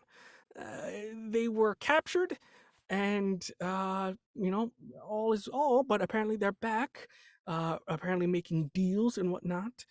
You gotta investigate Ridgeview, because we only got so much. It may be better that you may go down there as well. And it's orientation week, so, you guys can fit right in. The only piece of information that we have is a note with a paper of in case of emergency call. And Miss Vought, you can read this because this is in demonic. It's almost like the equivalent of like demonic cell phone. It's kind of like a short ritual to call someone with the words Asmodeus on it. And it goes, in case of emergency. So that's all we have in terms of paperwork there. So Misfit kind of just snatches it. I'll take that. Is this a sibling of yours, Misfit? No, this definitely is not. for you, Misfit. This is a neighbor. Asmodeus is your dad's neighbor. Hell isn't necessarily all one place. Each demon of different religions and whatnot have their own little territories, and Asmodeus and your dad are kind of okay neighbors. It's almost like neighboring kingdoms. They deal with each other. It's not too bad, but it's not necessarily the greatest relationship. Consider them a family friend. Ah, a cousin. Nice. More like an uncle, but That you do realize that's closer into relation, right? I don't really care. Why are we going after this JD? I mean, they sound like a riot. Well, the last party again they had burned half of Chicago down to the ground. So Yeah, they and that sound was like a riot. we would preferably not like San Arcana to turn into a crater. Again, the 1800s, late 1800s, there wasn't a lot of partying going on, and you're in Florida in the middle of March with a university. You can see how this starts to build up into the equivalent of a nuclear warhead in this city if allowed to just be partying all the time. So, the agency is concerned. I don't know if that's true. I mean, have you read the papers? Florida man this, Florida man that. Like, we're still trying to catch Florida man. It's very hard to do that when he keeps. It's a whole thing, but that's interesting. Yeah. So we're catching cryptids. Yeehaw. Well, if I'm not mistaken, that's how you freedom and you kind of points to Ethan meeting with your mentor, and I don't know what it was for you, Miss Vogt, but you made a deal. I suppose we did make a deal. And besides, you're not going to let some neighboring devil end the city, are you? No, that's my job. Yeah, aren't you supposed to be like the ruler of hell or something? You could take care of this on your own, couldn't you? I could, but what fun would that be? Come on, don't you want to join the party? Vic. Vicious. Misfits. Don't you remember how we met? Painfully. You're supposed to be my right hand. Oh, goody. Right hand to the king of hell. What a honor. I would prefer to just, maybe have a house, live, be normal. You can have all of that once the world is over. Interesting. Okay. We got a job to do. Actually, I did have a question, Vasco. Yeah. And I think Vic just kind of moves the towel, showing a little bit of arm. What are you doing tomorrow night? I'm just I'll be down here working on my books and Good to studying. know. Good to know. Okay, yeah, no, I just curious, wondering. But yes, See, he's very tense, just doesn't want to move. Feels like a dinosaur's watching, and that even moves, he'll be dead. That's the appropriate response. Vic backs off. Anyway, yeah, we're gonna go Florida man. No, not Florida man. Again, that's a separate case that we Jersey have man. to deal with. Yes. Jersey man. Pretty much, yeah. Pretty much Jersey man. So, we got radios here, and he kind of crosses your earpieces. I'll be on the other end in case you need me. But beyond that, good luck. Do you have a mode of transportation? Yeah. And Misfit, I think, from their pocket pulls out the car keys and starts twirling them in their finger. Das is mine. No? I have a feel. Why do I have a feeling? Do you even own a license, Misfit? No. I do. I can drive. Fine, but you gotta drive quickly, okay? And Misfit throws the keys over to Vic. Oh my god. Oh, let's go. Fantastic. Also, if you are dealing with the demon, you may want to just pick up a few things from the basement here. Holy water is a given. No. I can't touch that. No. Oh, I forgot that Vic. No. I think this entire time while they've been arguing about the car keys, Eden has strapped up exorcist chic, you know what I mean? Holy water bandolier, the fucking all 9 yards, they've got it going on. And they just kind of grunt from the back of the room, like they're ready, they're good. I don't spill any of that. Oh yes, and he goes, Or do. don't forget. Yeah, sorry, forgot about that. Don't forget the Glyas wood.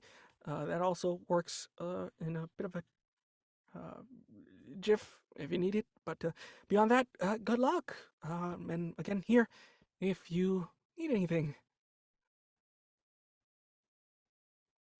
And with Come on, Vic, let's go. Fine. Just leaves. You can hear a very just sigh of relief as, oh God, as he just goes into a corner of the room, sits down. But with that, you guys proceed to head over to Richview University. This is the local university within the great city here. And kind of pulling up, you can see various signs dictating to where you should be parking, as apparently it's orientation day here at the university. They do it sometimes, you know, it's something humans do, you don't know. For the most part, they go to college, whatever that is.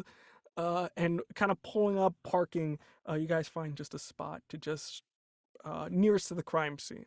So with that, what do you guys want to do?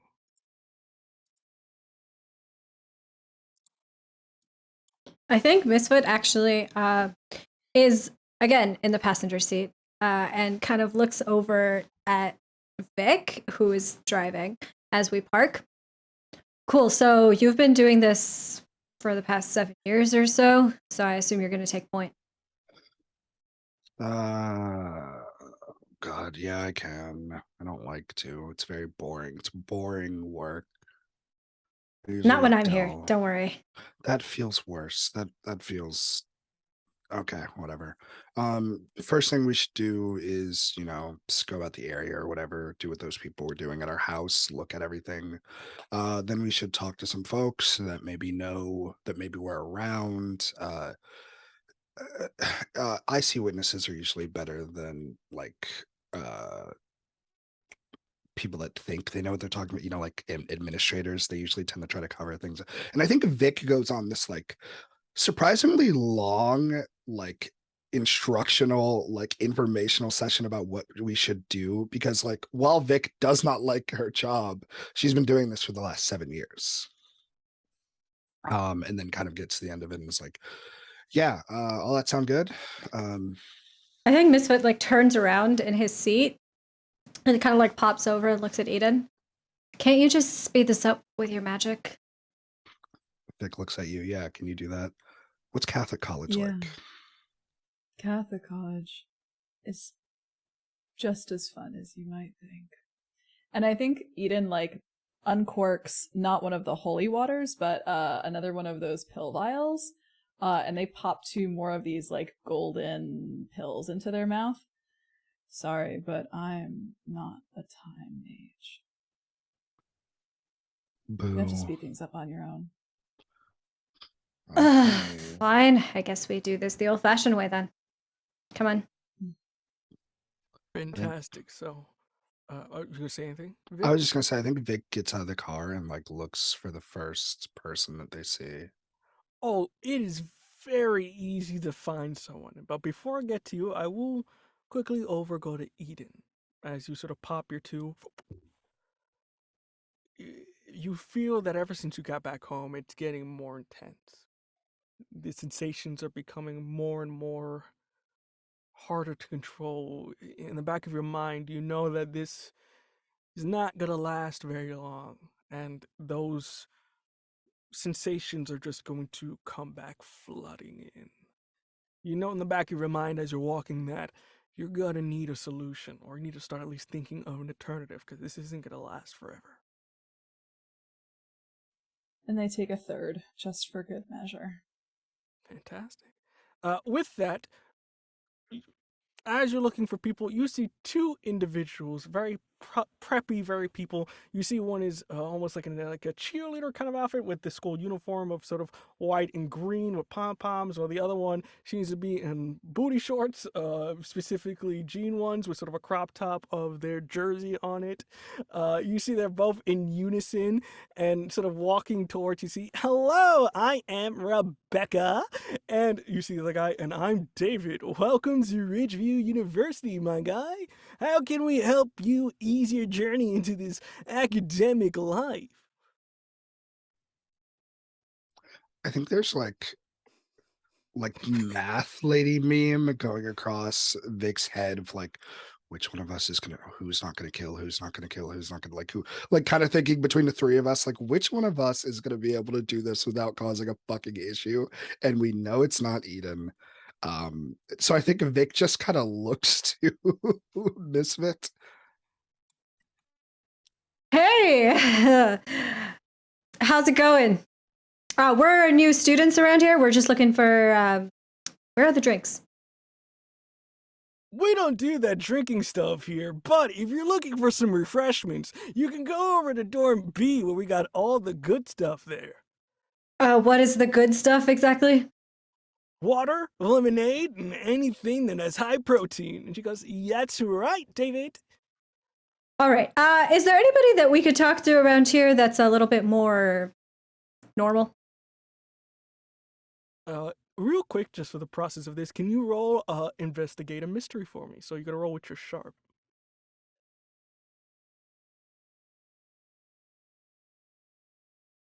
I got an 8.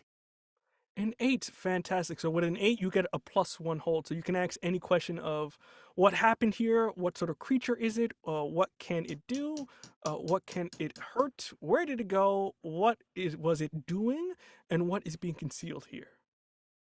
I think I would like to ask and I will like describe what we know about JD. Where did JD go? Because we know vaguely what happened and vaguely what they're doing here. We're trying to track him down, so. With that, kind of giving the description, you see David kind of go, oh, right, I know that guy. Yeah, he's with the, he kind of, oh yeah, if you want to go check him out, I don't know if he's still there. He's with the Sigma Beta Sigmas over at their house in Greek Lane. So, Oh, you may wanna go check him hey! out. I was thinking about pledging with them, actually. Thanks, dude. That's super helpful. All right, bro. Any other questions I can help you out with? Are you really sure that you don't want to drink? I feel like you could use one.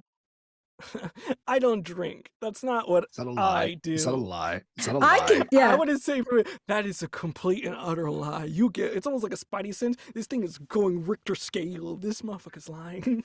I looked at Misfit. Yeah, Is that fucking Misfit looks back at Vic. Not even a little bit. Oh my god, you guys are, I don't drink and you guys are insufferable. You give sober people a bad name. And I think after that we just walk away, honestly, in the direction that we were told JD is in, where the frat boys are. This is what happens where we don't have our party face. This is what happens when we don't have our party face. We need heaven. That encounter was made for heaven. Yeah, we need heaven. With that, you proceed to walk off as you see the students just kind of like very slightly destroyed, but it's like that they still have to be happy, but you see a tear down their eye as they're working still. And kind of walking about, you see Greek Lane, which is just full of mansions with various Greek letters, houses, until you find yourself at the precipice of Sigma Beta Sigma, which is just a fraternity, to be specific. You see a bunch of boys out there and either just chilling out in the sun, just grilling at that point, or others in a mixture of polos and dress pants with sunglasses on, hair kind of off to the side there, various sort of just age ranges you see students are just talking about. And they're just, it's kind of a free-for-all here in terms of just questioning and whatnot. Eden. So the fact that Eden would literally rather die than walk into a frat house, considering that, can I use the move read a bad situation? Because Eden does not want, this is a bad situation for them particularly. Could I use that move? Please do. Meanwhile, Excellent. Misfit's out here, like, fixing his hair, like, finally, my people. 13.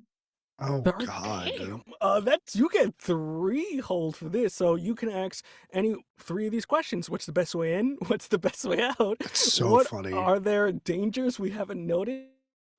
What's the biggest threat? What's the most vulnerable to me? And what's the best way to protect the victims? Let's just start with what's my best way in.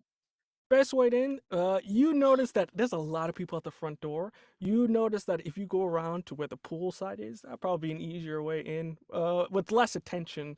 If you want a way with attention, you can go into just straight through the door. But if you don't want to draw anybody's eyes, particularly at the moment, you can go to the side.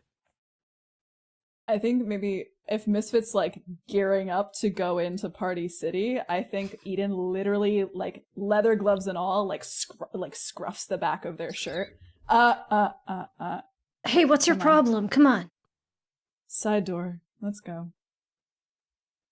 Fine. If you want to do this the boring way. God. I want to do this the right way. Then you lead. Follow. And Eden steps onto the lawn, and they immediately crunch a red solo cup. And they're Oh, mad yeah, about God, it. this place It's almost like sucks. stepping, like if you're a demon, stepping on just holy ground. For you, it just, You're muted. you're mute. That's fair. I literally cannot stress to you enough how much Eden looks like they just walked out of a fucking like goth magazine Yes. for exorcist wannabes. Like, they do not belong at a frat party, and they are really upset about having to be here. It becomes very clear I very think fast. Nick makes a comment about that and says you look like it's like kind of like covers your head. It's like, oh my God, you shouldn't be out in the sun, Eden. You're gonna combust. Aren't you a literal fucking vampire, Vic? Okay, that's a rumor, I think. Can confirm. It is. And I think at the Misfit was like taking a solo cup out of some other guy's hand as they were saying that and starts drinking whatever is in it. Oh, fucking It's gross. like, dude, what the hell? You'll Like get a this Vic back like- later. And he Just he sees back you. off. You go, oh, kind of sort of goes away. You have 2 more hold. You either can wait for something else to happen, or you can ask another question if you so deem. Let's get into the backyard first. Okay, so getting in, walking behind, you see there's just a bunch of people chilling out and whatnot. If anybody here was to catch your eye, it's probably the individual that's kind of just has their feet in the actual pool, just chilling out.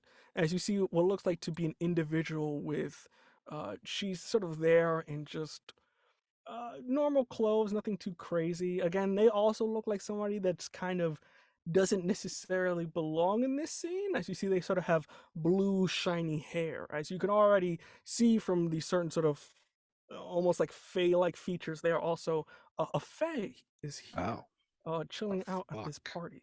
You see sort of a light tan skin, just by themselves chilling. You do notice that occasionally somebody might come by, talk with them, and you just see just a slight something from their pocket, and then sort of they get back up and somebody moves away. Hey, manic dream girl. Are you screaming just hey? Yeah. You see that she gives you a look like shut up.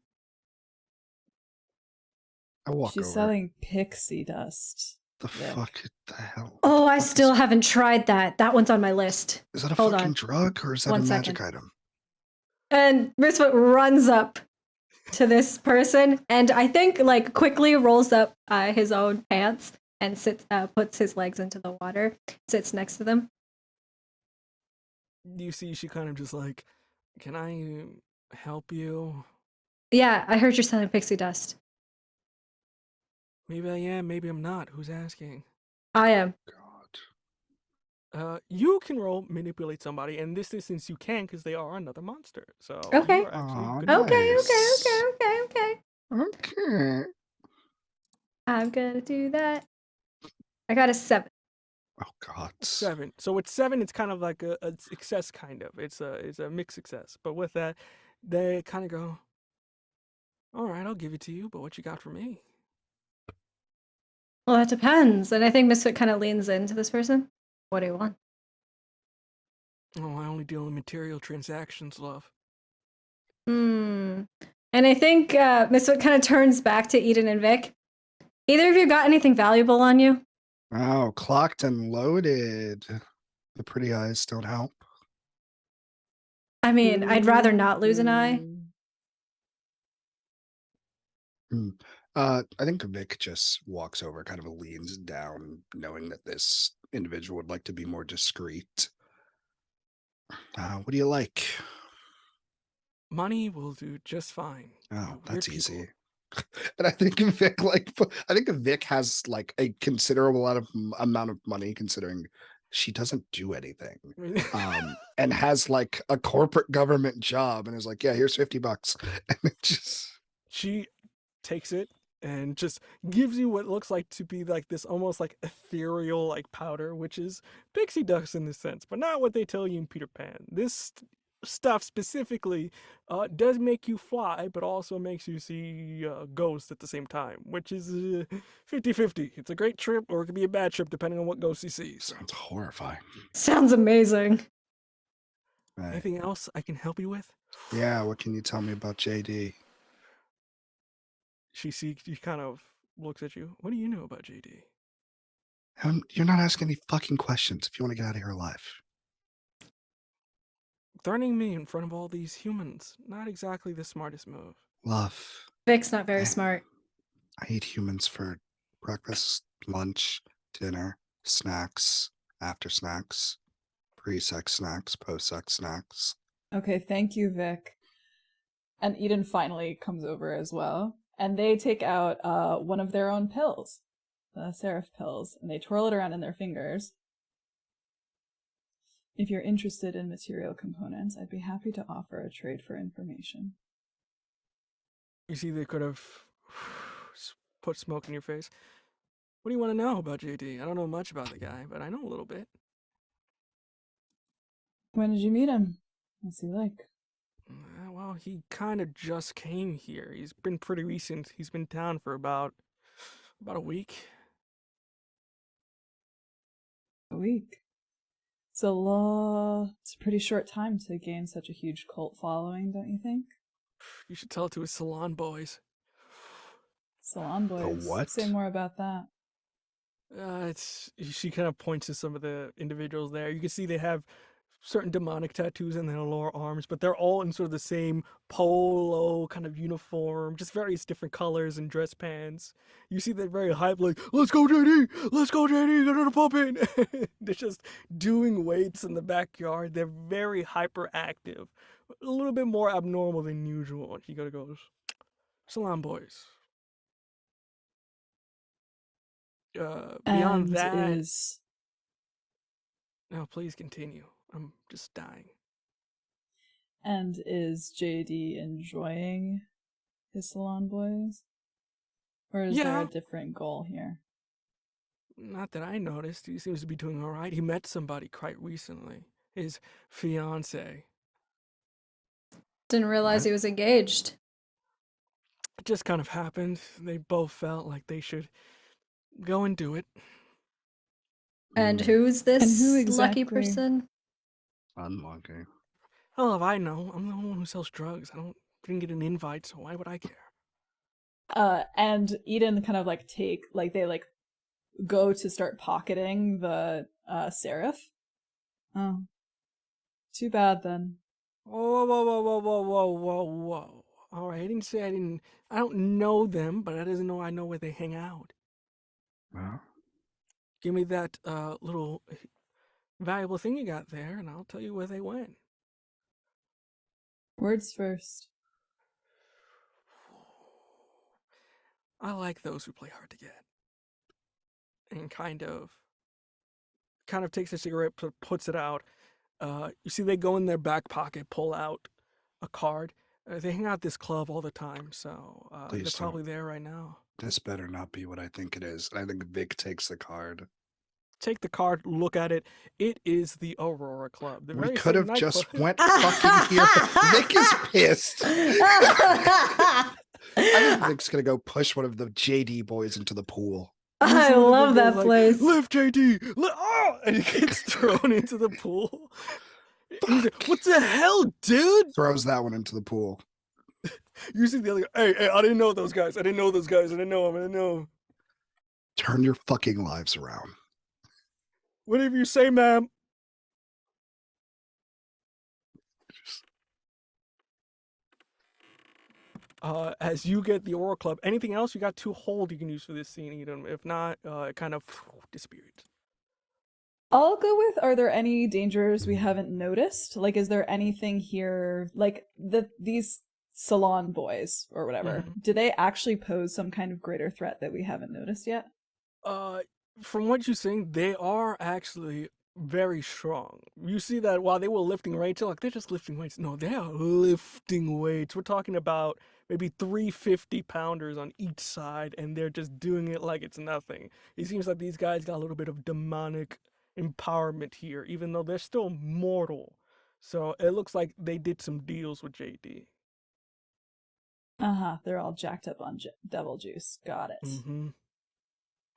Understood. And you got one more in case you want to use it. If not, fine. I'll save it for now. All right. As I think Eden passes the seraph to this Fae person. And they smile and they go, I would love to do this again sometime. Misfit, that's a lie. And I think Misfit smiles this shit-eating grin when Eden says that.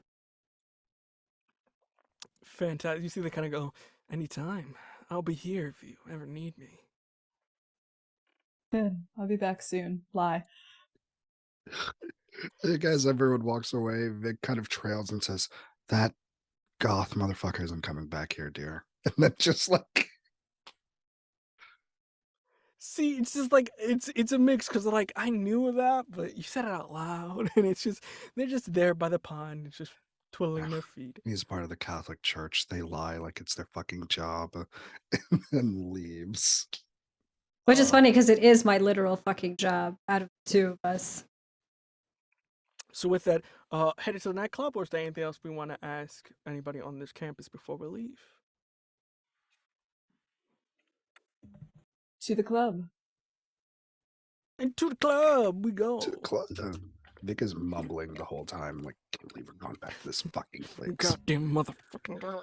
It's just under Is your it even breath. still built? Didn't the roof get ripped off last time we were there? Ugh.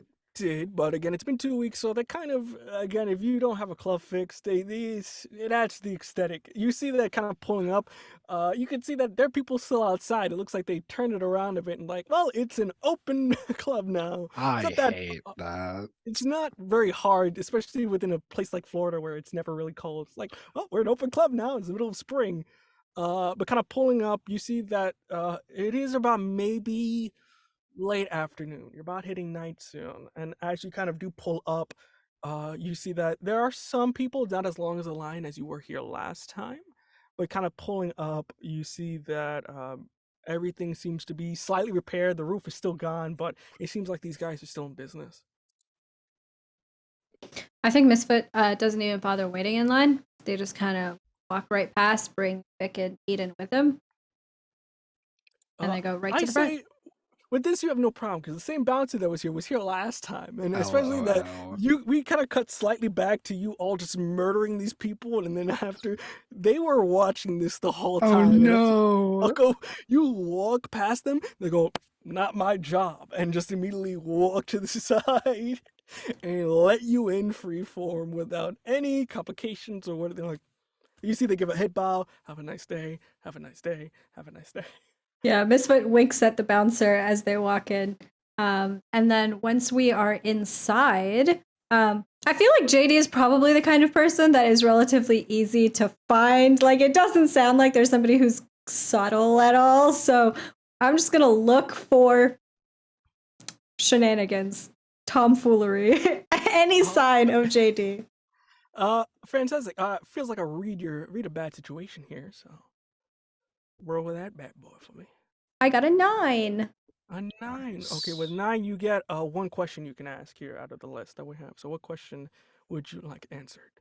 I guess what's the biggest threat, and in this case, threat meaning JD.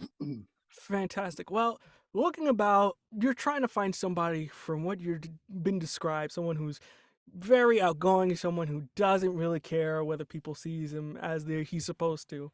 But kind of looking about, you don't see anybody like that yet. But you notice on upstairs, you can see what looks like to be like the club office, just a little bit off.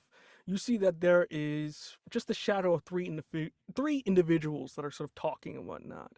And you see that it's very screamy and whatnot, and immediately you can't see specifically what they look like, but you see their arms and their side immediately get on fire, grab the individual that's in behind the desk, and throws them out the window as you see breaking the glass, landing on the ground with broken shades.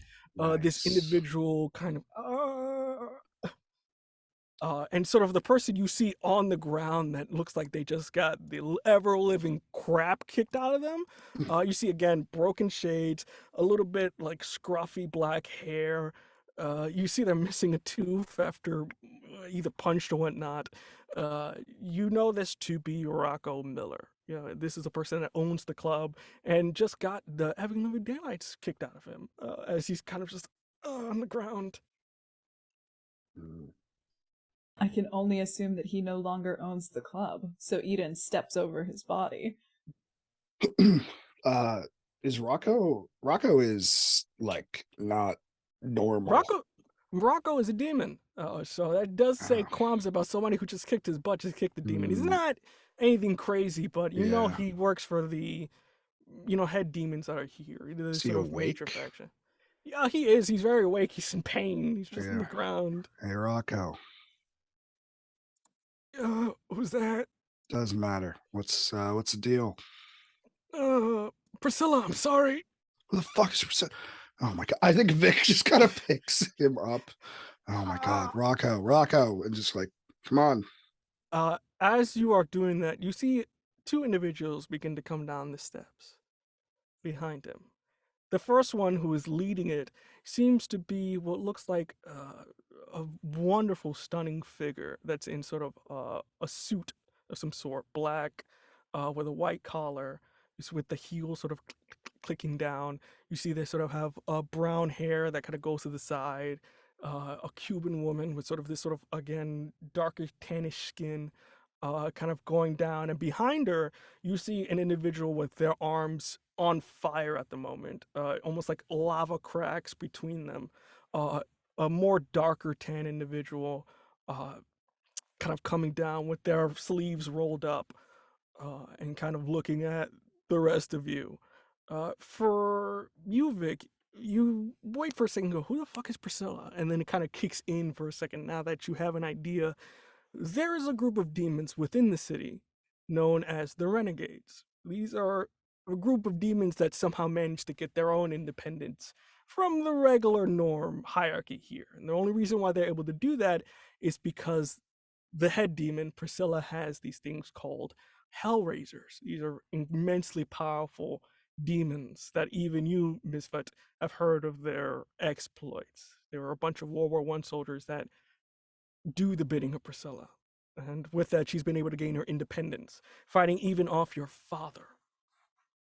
And you see, they kind of come down and goes, "Oh, Misfit, it's a pleasure to meet you again. It's been too long." Oh, Priscilla, this is still too soon. I haven't missed you properly yet. Congratulations on the promotion. Thank you. Sorry, I guess, for you, since you won't get to see the end of it. Oh, we don't have to be so hostile now, do we? We just met. Yeah, I don't know about that. What are you doing here? Why are you... Well, Mr. Miller here, and you just,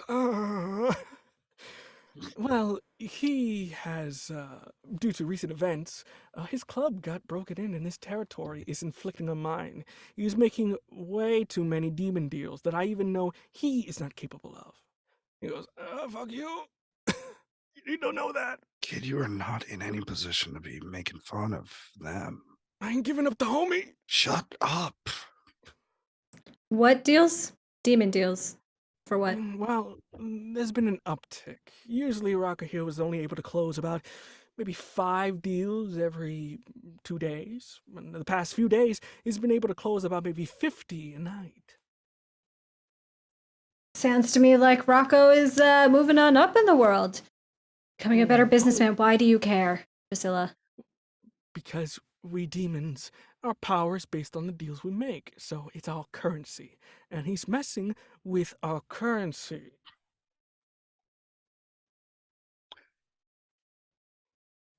What's that economic term that like people? It was an inflation. Yeah. I think Vic goes. Inflation's a lie, right? Like that only like. I that came up only with it, equals- actually. Yeah, that only like it's not necessarily untrue, but it's very specific. There's more people out there.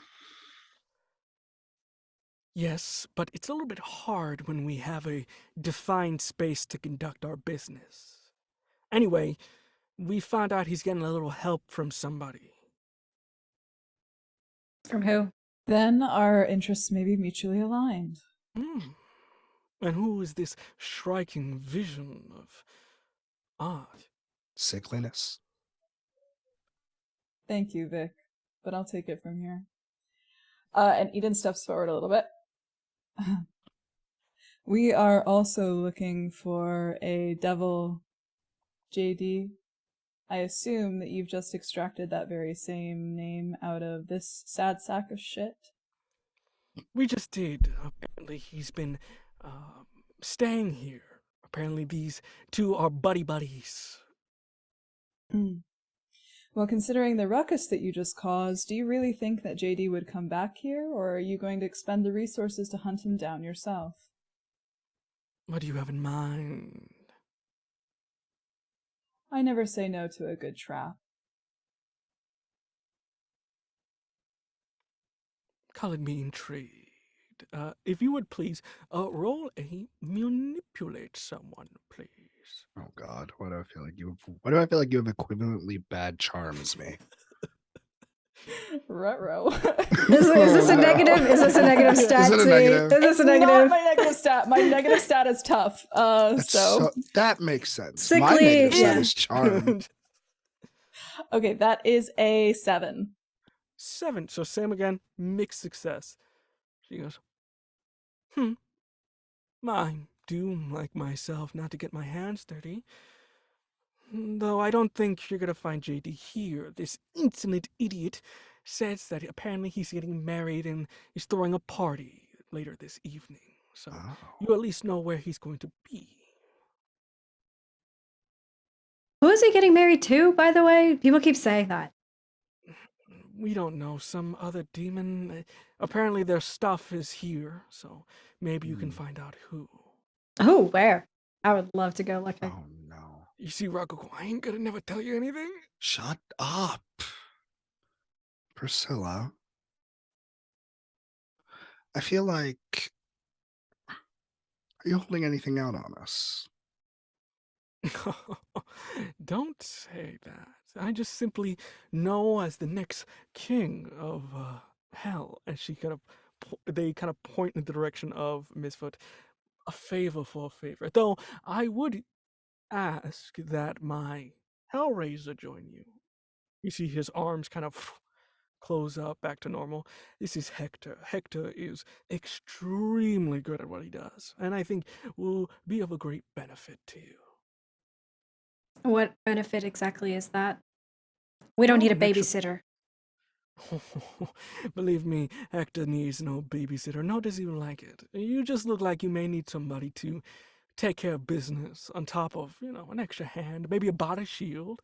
You see, Hector is kind of like, he kind of, that's his boss, but also like, come on. Come on, I'm more than a shield. Well, Do we have a deal? What are you going to do with this one? And I just kind of like shirk. Pathetic man number 3 this episode. If he proceeds to leave the nightclub, giving ownership to us, then I see no problem with letting him leave. Great. I put him on my shoulder. This club is mine. Shut up. Just walking out.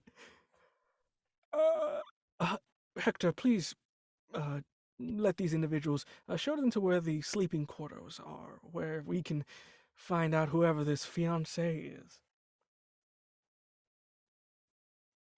Kind of walks off. If you kind of join me. With that, Vic, do you say anything to Rocco, or are you just dropping him off in the street? No, I'm keeping him. Oh, okay. Just keep. Vic is collecting men. I'm collecting men. We need a good housekeeper. Are you putting him in the car? Yes. Okay, sorry.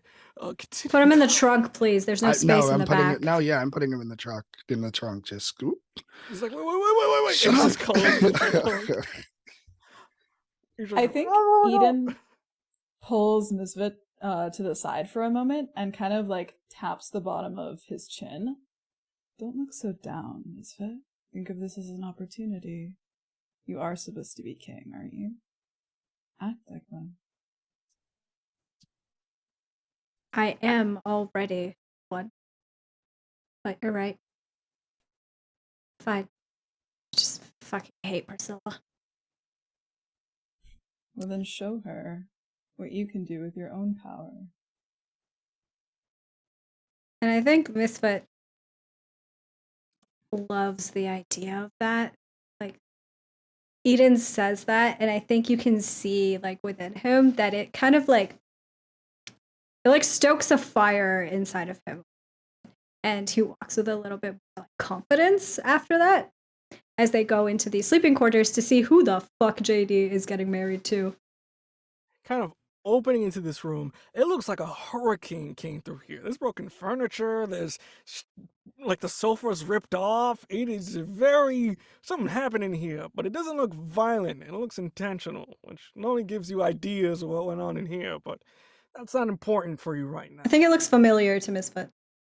It does. You see, there's particular patterns of like, wait, see, there's only one person I know with that exorcist technique. Is you see like there's a scratch on the wall, like is this specifically like specific radius that it kind of goes, and like, wait a minute, and kind of looking about, you see there is stuff of an individual here, but there's also items that belong to one of your siblings.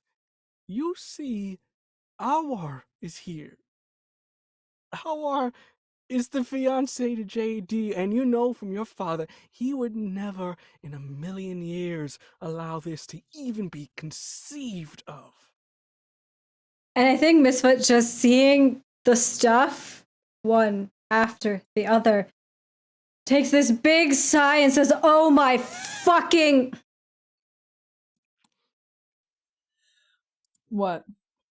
It's her. It's my sibling. I can't believe...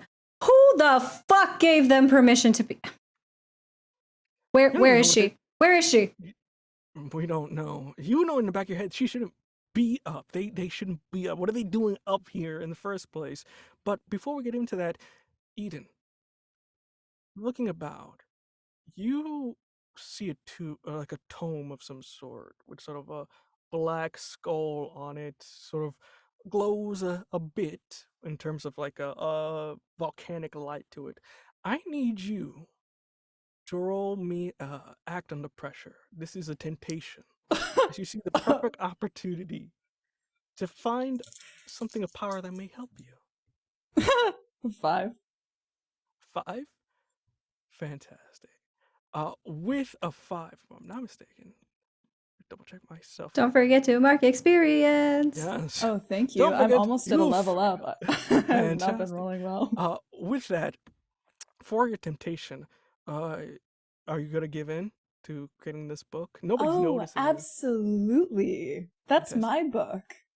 So you get another mark of experience as you are given into your temptation. So as you just swipe this book and put it in your inventory. It's gonna go so poorly. You can read that I've later. got a cursed book. I've got a cursed. Didn't you learn your lesson the first time, old man? How many times do we need to teach you this lesson? I think I'm out in the car. I would like to ask a question of Yes. what's of the pathetic man in the trunk. Yes. And I think Vic is like warming the car up, and it's just yelling back. Rocky, what can you tell us about Jersey Devil? What can they do? The fuck does that? He's in the trunk. You can't hear him. Oh yeah, actually, I don't know why, but I imagine that we had a minivan. Do not ask me why I thought that. What kind of car is this? It's like a muscle car. Oh, that's so much worse. Car. That's What so do you sad. mean? Oh, so true. I want us to have a minivan so bad. I'm gonna get I us want a us minivan. to- No. I'm getting us a minivan. No. I guess I go to the back and I kind of open it, and I was like, oh yeah, I forgot what it was. Oh, Tell me what you know. Come on. What's good with your bestie? he's the reason why I'm a demon. He gave me everything I could ever ask for. You know, What?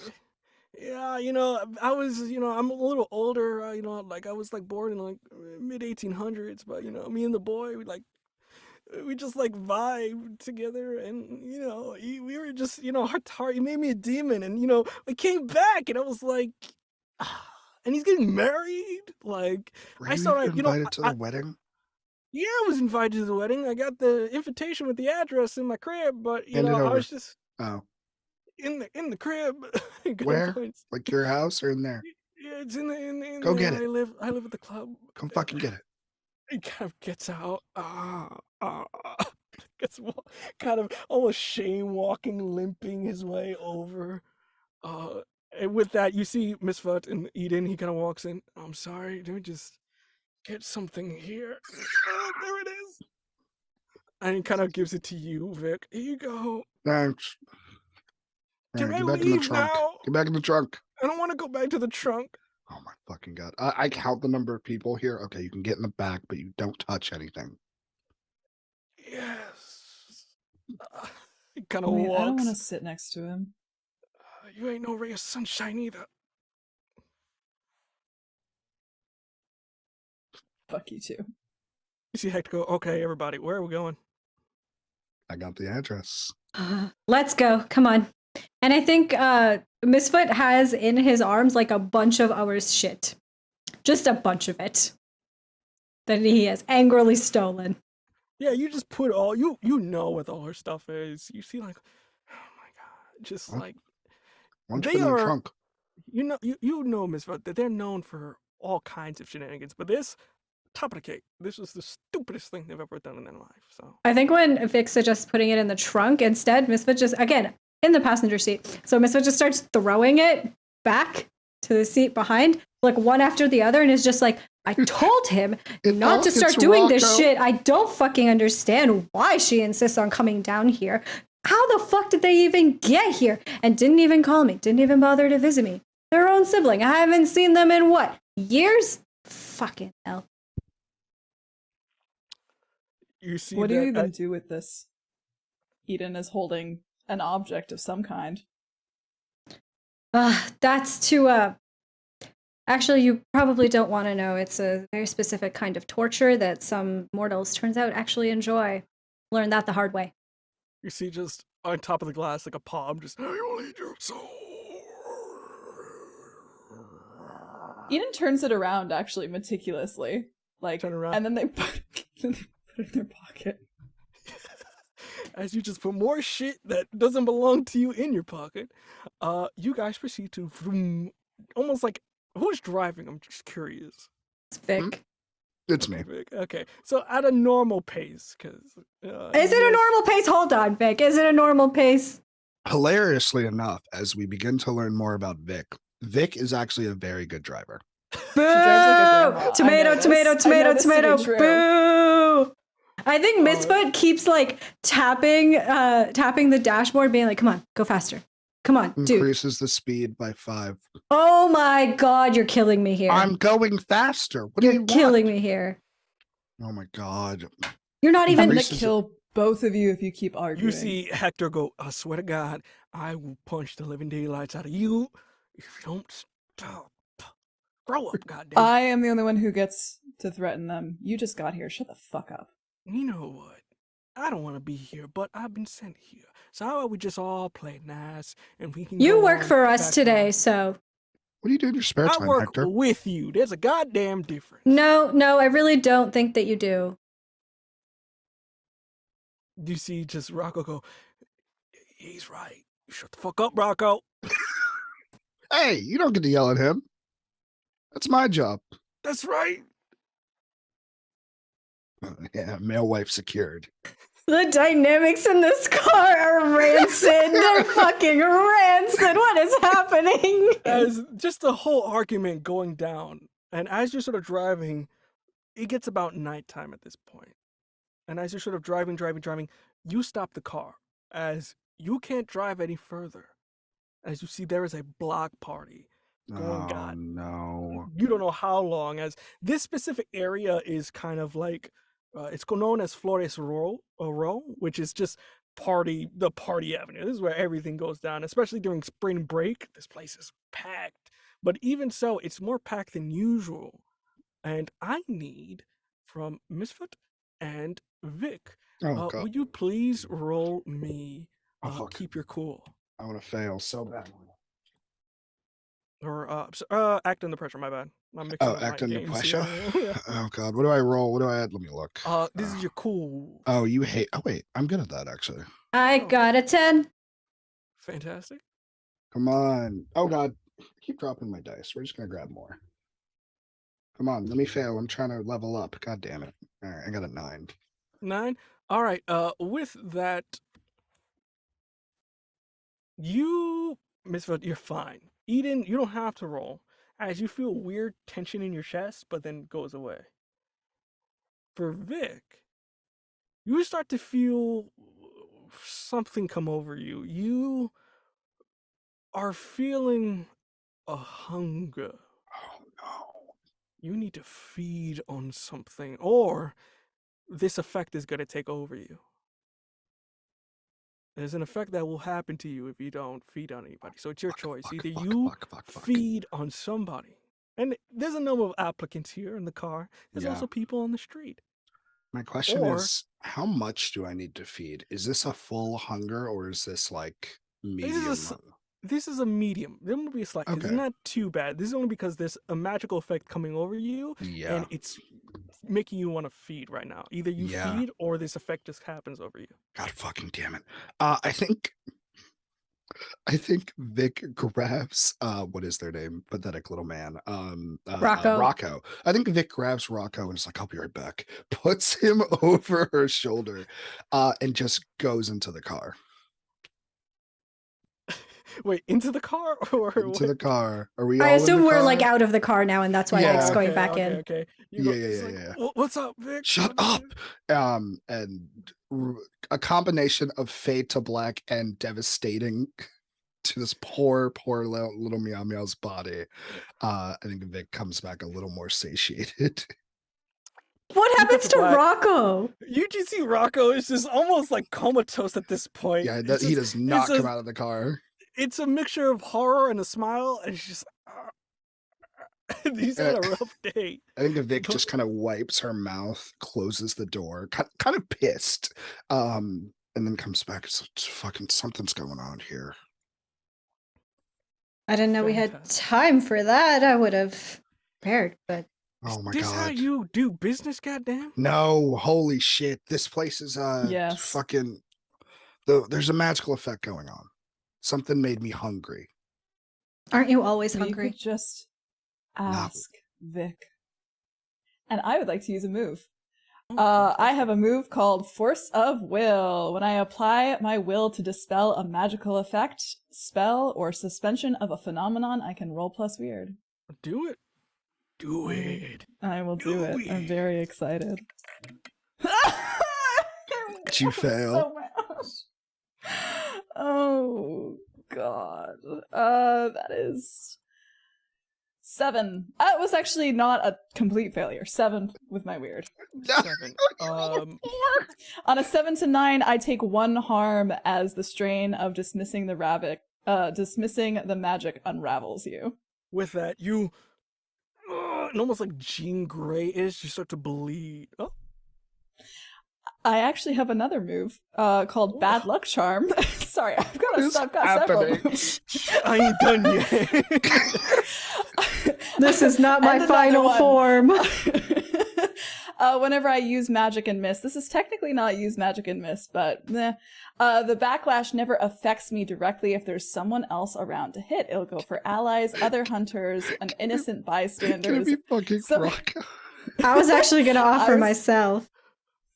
Yeah, I think Eden, they kind of like look into the middle distance, and then their arm reaches out, grabs Misfit's wrist, and like twists really hard and breaks it. And I think when you made contact, just the pure act of making contact as well burned Misfit's wrist before you even twisted. And so there was a brief moment where Misfit kind of like sharply inhaled because he wasn't expecting it. And then you break it.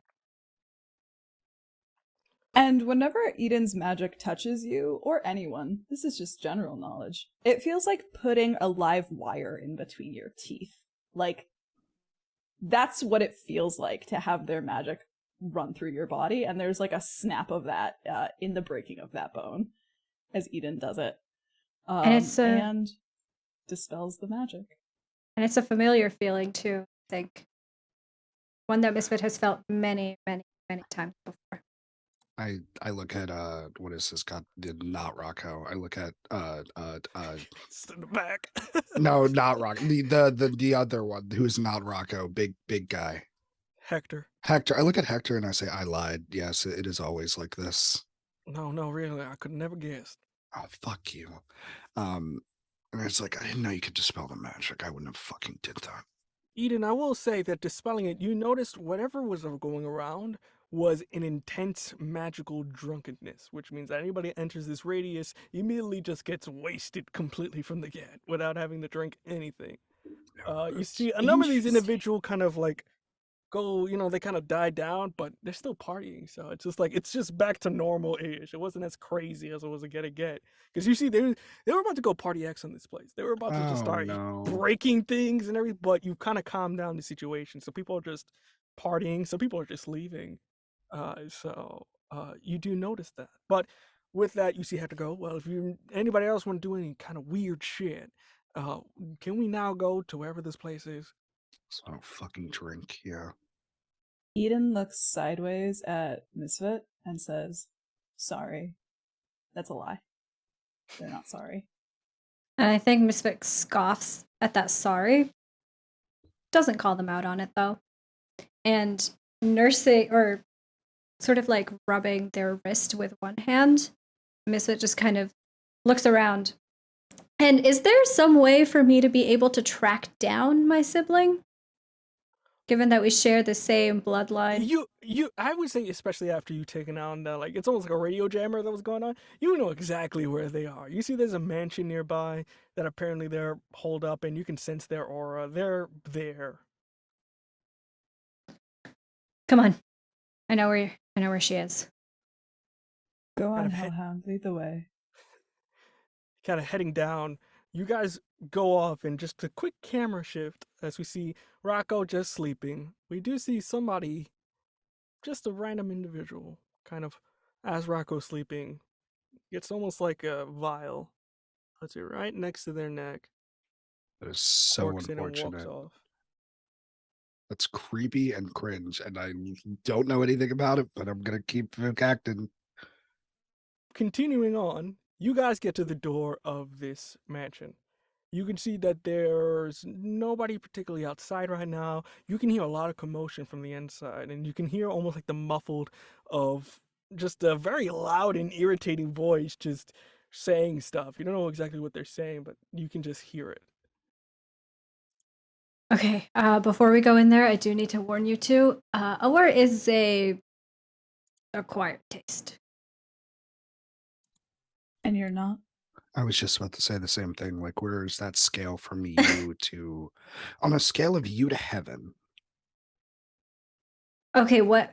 I mean, you know my answer. Heaven is heaven. Aware is worse somehow Than you or than heaven? than heaven.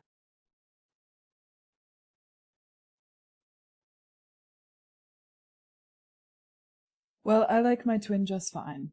And Eden pushes the door open.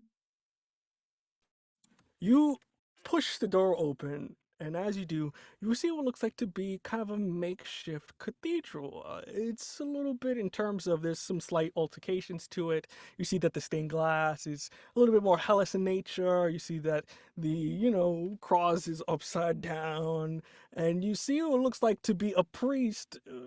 Priest is a strong word. You see what looks like to be an impish little figure, sort of small figure, just a hat too big for their head. Same upside down cross, red skin, just ravenous teeth, yellow eyes.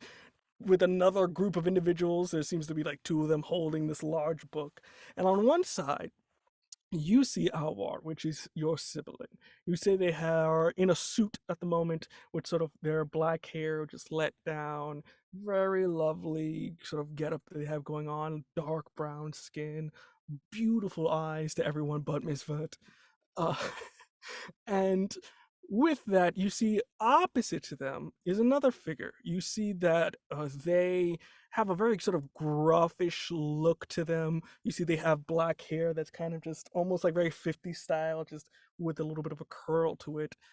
Slightly darker skin, brown eyes, a little bit of a 5 o'clock shadow, and another suit as well, as they're just holding arms intimately and just looking. You also notice, Miss Foot, next to our side, you see one of your family house guard. In terms of these are guards that are specifically for individuals of the household when they leave. You know this one to be Baxter Volov, which is this Russian sort of very big Mario mustache, hair to the side.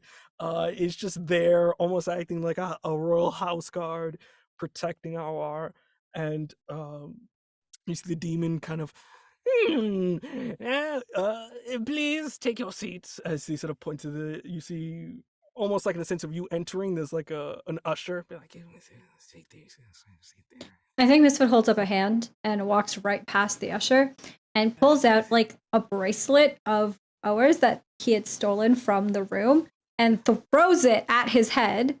Says, I object, asshole. We object. We didn't get to that part yet. Yeah, I'm speeding things along. All right, we have an objection.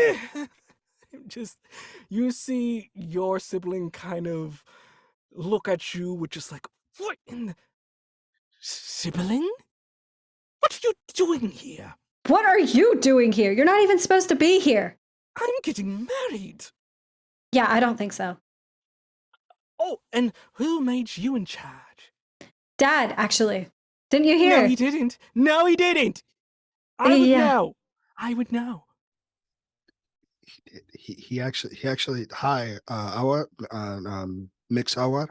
Just to let you know, there are also like there are rows of people that are just like looking at you. There's other demons as well. You see Salam boys are on the groom side. Oh, the Salam boys. You see all in polos, crew ties. You see one of them has got an ascot. Just look.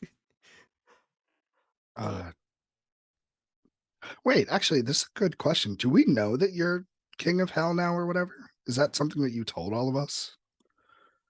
I feel like at some point in between when in the 2 weeks, it would have definitely come up. Misfit is way too excited about it to keep it to themselves. My question for that, did you mention that you're supposed to usher in the apocalypse? Yes. Okay. I don't think Vic believes you, so yeah, but your tattoo is like the sign of that, right? Yes. Yeah, I think Vic just mix our and it just like rips Misfit's like shirt open. You need to ask first, darling. That's not what this. It's not one of those. That is my job. Okay, the that's priest not. kinda, oh my! It's like 2 or 3 buttons, but it's like definitely a lot more exposed than it should be. Is it that kind of party that we're doing here? Yeah, they're they've got super tattoo or whatever. See. You see, some of the demons know this going on. The Salam boys have no idea what's going on. They're just, but you see somebody go, with that, oh, okay, you have a tattoo on your chest. Fine, you are to usher in the apocalypse. I don't give a fuck. So let me be married, let me be happy with my life for once, and how about you don't fuck it up like you usually do? Oh, that's rich coming from you. Dad's, what was it, least favorite child? That's coming from the second best. Cute. So You who's see- this schmuck that you picked anyway? Sort of coming down. Hey, how you doing? I'm JD. It is a pleasure to meet you. I heard so much about your family. I can't wait for Thanksgiving. Gonna be a little weird, but I think it's gonna be a fantastic time. Yes. I would like to shoot him. Just Yes, please shoot him. I would like to open up the oh wait, we have to weaken them. Never mind. I was like, I'll fucking Danny Phantom thermos this bitch. You can. So just to clarify real quick, weaken means that you just have to do this weakness before they can die. If you don't do the weakness, they can't die. You can do we know still their do whatever you weakness? want to do. I don't know yeah. their fucking weaknesses. You don't know their weaknesses. Yeah, you know the basic, but you kind of you want to shoot them. Yeah, sure. Just roll to Do you have a gun? kick some ass. shotgun. Please shoot this guy. Just We're do giving him it. southern justice. Just do it. Can I actually have like Eden in the back of the chapel while everyone is like, I object. Eden's at the back of the chapel at the door, and they just like click out. They're gonna do a fucked up little ritual in the back where they. I know, I'm sorry. They pull out one of their canines, and they shape it in their hand to form like the long length of this ornate white marble shotgun that kind of just like ribbons out of their own teeth. I'm vibing. And they Yes. click it over, like click it up and on their shoulder, like just in the back here by this usher. And This usher's they're gonna- watching and goes, "Well, it looks like it's time for me to leave." Did you see Temple watching? And they're gonna take that little square thing. Square is not the correct word. Our little Park tree. our guy. The thing we got to shoot them to. Oh, the prison. Oh, okay. The prism. I'm I was sorry. like, what are you forgot the word. I talking can only about? think You're of taking out a square. bullet? I can only think of I was like, you're square. talking about like the canisters? Square. I do rebutton Misfit's shirt, by the way. Just- I'm gonna load the prism like it's a bullet in my shotgun, and I'm gonna fire it. You're gonna get closer to fire it? Kick some ass, I guess. I think they're just gonna Yeah. just pull up. Yeah, that's what I'm gonna do. Could I roll plus weird instead of plus? I'm sorry, I'm not- being such a This is problem. right now. unhinged. I'm gonna allow this. This is gonna be use your magic if we're gonna use weird. So Oh, amazing! I'm gonna use my magic. See, Brat Arc. I love my life. right here. That last name. this Listen, I get what I want. Oh god. What I would happens? like to roll higher than a 7, but that's a 9 total. Sorry. 9. So with that, fantastic. So with that, he goes, "I can't wait to meet your family." Boom! As you see this shot in the shoulder. What the? Oh my This is god! That's what happens And when you- Eden's not here. You see mean how much Heaven? damage does that do? Heaven. I think it's what 3, if I'm not mistaken.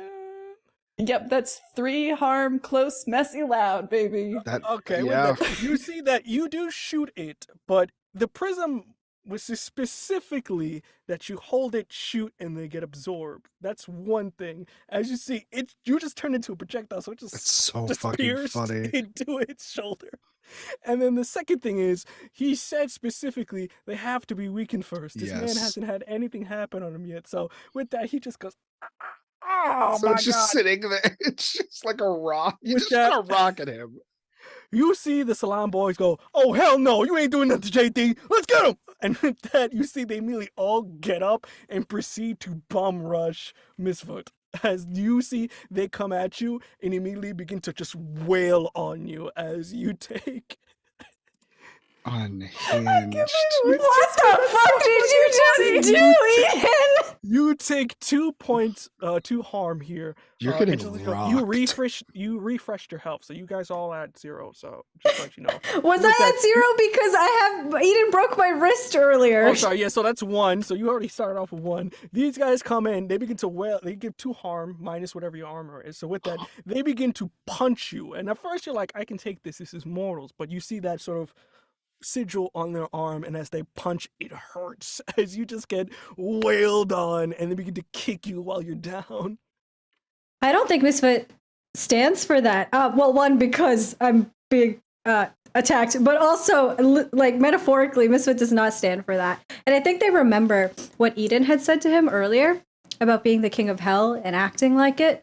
And so Misfit kind of yells out his father's name at this and says, "Fuck you, Award!" And a third horn, I think, erupts out of Misfit's tattoo. Almost like the ground begins to have like this dry ice effect. As you see, they're just kicking you while you're down. You feel that horn. Please don't have another red moon. Please don't have another red moon. See, I'm sorry, Vic. Yep, there it You is. feel something come across your face for a second. You're like, what is that? It sort of breaks through the glass. You see on the ground just a piece of almost like coal or rock on fire. Another one comes in. Oh no. I look it up. begins to rain actual fire around you guys. As you see a number of these Salam boys just catch on fire, you see the priest go, "The prophecy!" and just runs out as they take 2 points of damage each. As you see almost like half their number just gets immediately wiped from this fire as they're just running around on fire. You see they kind of fall into the ground. You see the church at this point is now on fire at this point. As Misfit, you have a chance to breathe as you see your tattoo come back in. And I think you see Misfit lying down on the ground still. He hasn't gotten up yet.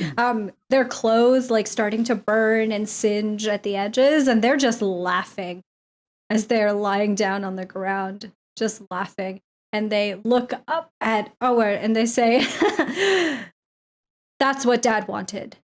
So stop acting up." They look at you, Vic.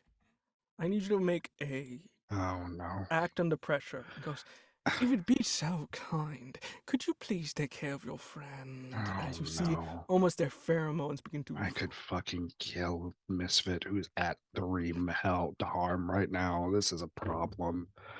Of course, this is where I fucking fail. What do I add? Cool. Yeah, I thought so. 3, 4, 5, 6. 6. That's fail. Marka experience. With that, you feel these pheromones circle about you. Goes up into your nose. This is the love of your life. Why would you say no to them? What? That's the enemy.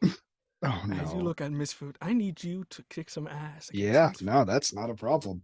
And I think a similar, like, and I think this is worse because Misfit activated like their end of the world nonsense. And I think like for Vic, like one of those coals like cross their eyes like a little too close, and it's almost as if everything changes and it's like a dreamy pink world, sparkles and all, and Vic like Sunshines and lollipops. smiles with their 2 teeth. And I would like to harm the poorest of Misfit. Please, they're on the ground. They're asking for it. I'll get to you, Eden, right after they either rip this person's throat out or it's. Do I get any bonuses to this because I'm, being hot and sexy? Not per se. You don't get any bonuses for this because it's not a full. It's not a red moon. This is Oh, the you're next, right. That makes sense. It's just fire. It's raining down from above. That's so fine. If you stay in one spot too long, you're gonna take 2 damage. That's fine. I jump on Misfits. I got a 9. Okay. Oh wait. Yeah, I got a 9. I can't count. I got a 9.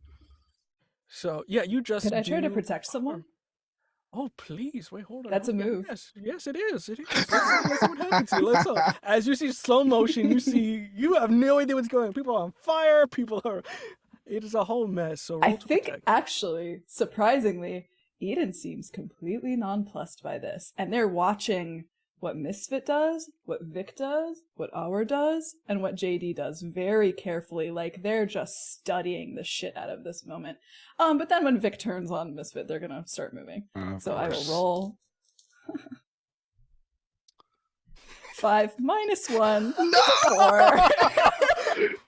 I like to think you like run forward and almost as if it's like I feel like this has happened in like Twilight or something. Like if someone fucking gets in the way of like a quickly moving vampire, they're just like sidelined. You immediately, you see that you know what is gonna happen. Just almost like Sherlock, slow motion. You begin to go, but what you don't account for is just a random mini demon comes by and just kicks you on your feet as he's just running on fire. As you are only helpless to watch Vic jump on Misfoot and does I don't know what attack you want to do, but I'm biting, unfortunately, okay. for Misfit. I don't know about unfortunately, hun. So true, dear. I got a 9, so does that mean I pick one? Or There's just it's just the damage, so it doesn't. oh, that's fine. Cool. Yeah, that's 3. All 3 right. harm. You can inflict harm as well, Misfoot, if you want to as well. So it's a give for give. Yes, I will. Also, just so y'all know, I am officially in the unstable category. I am at 6 harm, baby. 7. No, there's 8. There's 8. Oh. Yeah. And I think Good for Misfoot, actually, as Vic jumps on top of him and bites him, I think Misfoot continues to laugh. I don't even think that they stop.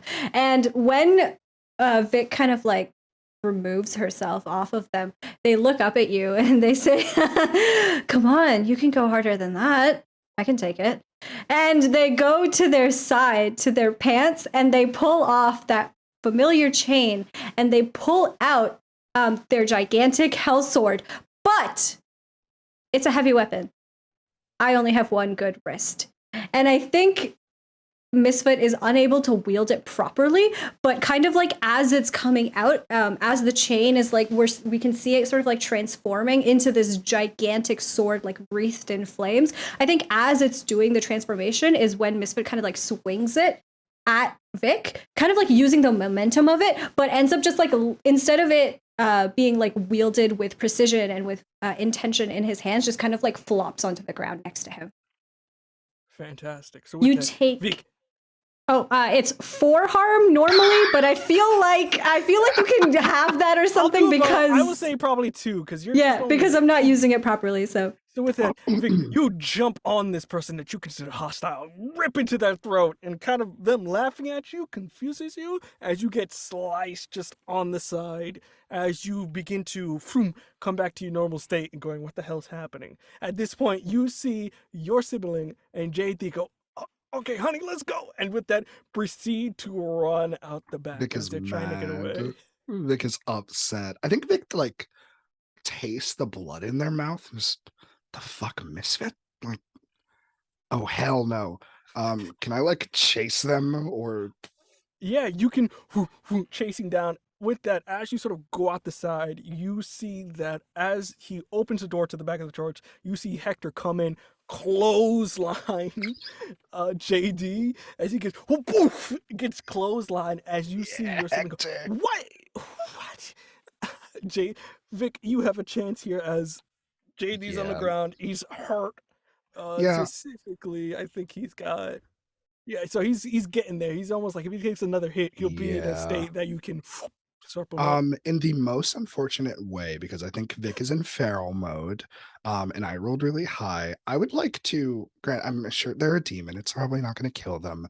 But I think Vic would just like to run by and just jugular teeth. And kind of like have that kind of holding out their mouth because I rolled a 12. And I would like to inflict terrible harm upon this I'm gonna make this a individual. little spicy here.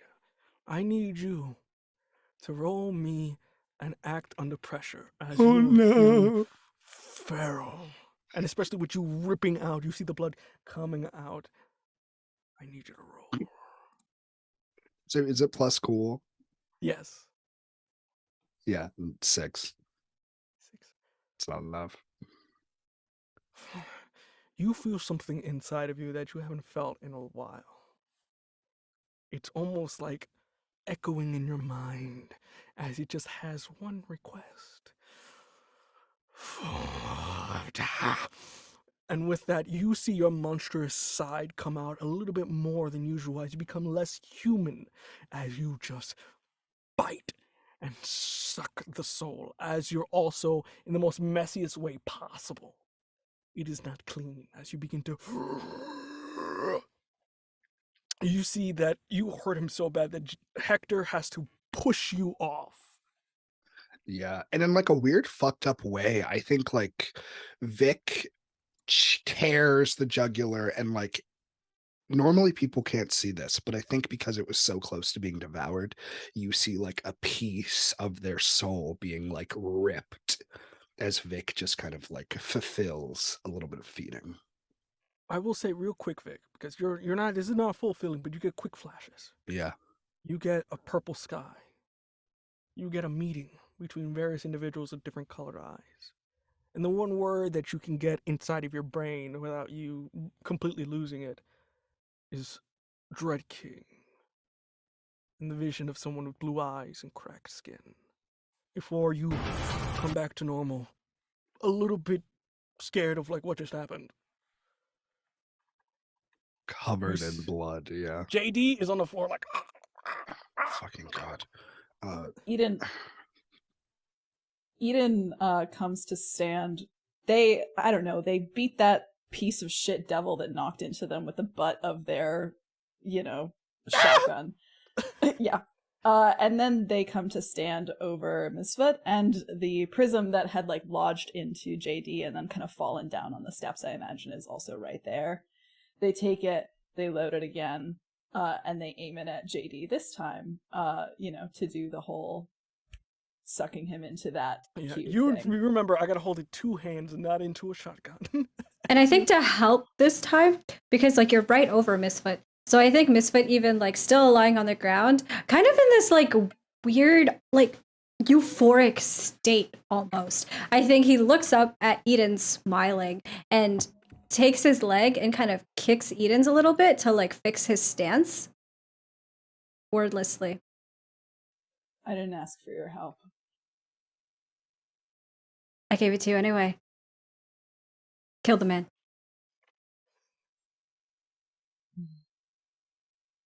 And they kill the man.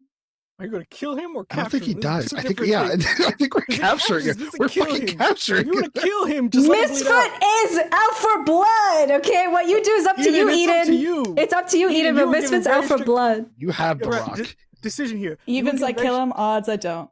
This is unhinged. Please capture him. My He's a life 5. is on the line. What did I say? Even Odds if he you kill him, doesn't odds die? you don't. Fuck. Okay. Damn it! No! With that, I think in that case, Eden says, I don't listen to you, darling. You listen to me. And they capture the demon. with that, you see those like this bright light kind of as you see it's glowing this sort of red energy. And with that, your sibling kind of throws the sort of flowers, their bouquet, right at you, Miss fucking ass. I just saved you from making the worst decision of your life. You should be thanking me. All right, that's more I can say than you. You don't have no one's ever loved you in your life, not even father. Go home. Fuck you. Goodbye. Over. Goodbye. Fuck you. She kind of snaps her fingers. You see Baxter, who's a royal house card, kind of just look at this situation, looks at you, gives a head nod out of respect, and with that proceeds to follow suit. You see Hector kind of cleaning up. All right, so our deal is done. Vic, Have a was good that rest of really it. necessary? Who the fuck uses fan? Vic leaves. Vic is like covered in blood, upset, like spits out the jugular vein. It's like I'm gonna go. Can we go home? Actually, I think Misfit or no, yeah, I think. Are you still on the ground, or are you just kind of like? If I could, Chris, I would like to incorrectly use my move. No problem. I know what you're gonna do. You Yeah, can. and I just kind of walk up. I I think Vic kind of puts their hand on your chest, and you feel shame, like in that reverse fashion. You feel shame and a little bit of not necessarily and grief. And I think you might even be able to like feel that it is of the loss of themselves, and you heal for two. As Vic just kind of like leaves and goes to the car. Before Vic leaves, I think Misfit, feeling this rush of emotion, says very quietly, just so that Vic can hear, "You're doing well, you know."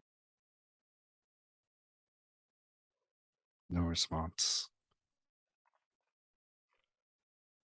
And I think Eden rounds on Misfit again. You're not doing so bad yourself. True. Are you going to help me up then? Have I earned at least that much? No, you know how I love to see you crawl.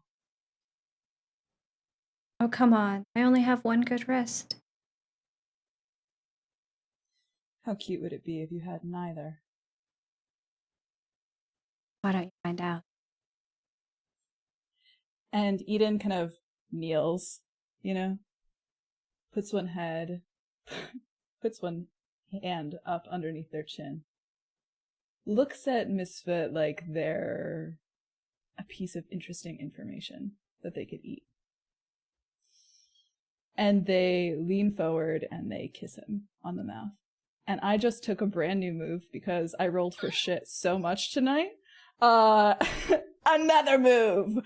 And this is called This Might Sting. I can use magic to heal 3 harm, but the process is exceptionally painful. Oh my god. So Painful to whom? You or me? Okay. Me. Well, actually, it doesn't say. I would say It won't be harm. Your choice. 5, 6, 7, 8, 9, 10, 11. I did get an 11 though, so it's not gonna leave a scar. But when Eden Boo. kisses you, they are transmuting all of the dead energy of all of the demons who have died in this, Salon boys, like all of this death comes kind of crashing into you like a wave, like a live wire in Eden's mouth, as the tattoo of a heart that's on their tongue burns you on the inside of your mouth. And I think that heart is now seared into the inside of Misfit's mouth. And this wave, this live wire, this wave of death, honestly, it's like ecstasy for Misfit. It's pain. It hurts, but it is a sign of his birthright, of what they were here to do. It's a little taste of it. And so I think Misfit like leans into the kiss and uses it almost to like help himself get up as Eden pulls away. He goes up with him. And Eden looks at you and says, Misfit, I want you to end the world for me. True. And Misfit leans into Eden, I think wraps both of their arms around their waist, burning in the process, pulls Eden in a little bit closer, says, I thought you'd never ask. And for the time of for time here, make it a little bit quicker. You guys make your way back to the house, finding each individual rooms. You know, Eden, you gotta drop this bad boy off. downstairs. So while Eden goes downstairs to deposit this, what are the rest of you doing as we kind of close off here? Is Sad Man still in the car? Like, is he alive? Is he good? Like, Rocco's in the car. He's just cool. Yeah, he's kind of like, oh my god, what's going on? and like I didn't describe, but Rocco has like several bite marks I felt across his entire pain. body. I felt pain. I felt ecstasy. I felt all kinds of things. Yeah, that fucking happens. Can you drop me off at my house? Do you even have that? It's the club. Oh, I can't go. You don't own. Yeah, you're coming with us. And I think, like I think probably the only thing that Vic does is kind of like takes this pathetic man and puts him in the basement with the other pathetic man and tells Vasco, I said, I've got you. First of all, just Dell's just doing a shooting. She's like, who the hell is I've got a this? new assistant for Vasco. Shut up, please. I'm exhausted. You see one of the guys goes, hey, look, we're going to get an ID tomorrow morning. Stop bringing in people. This isn't a shelter. I'm sorry. Have you seen this place? It is a shelter. It's not a shelter. Yeah, puts him in the basement. I feel like there's like a tub, but it's like I think it's like fills with ice or something and just kind of puts him in there and it's like heal up. I probably would take the thing from Eden, being the responsible person, and I just fantastic. You see that Vasco's there. Oh, Fan, what is this? He goes, hey, how you doing? I'm Rocco. No, Hi. It's an assistant for you. I didn't know I needed an assistant, but apparently I do. Congratulations.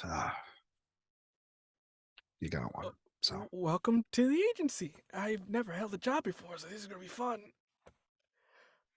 And they get acquainted with one another.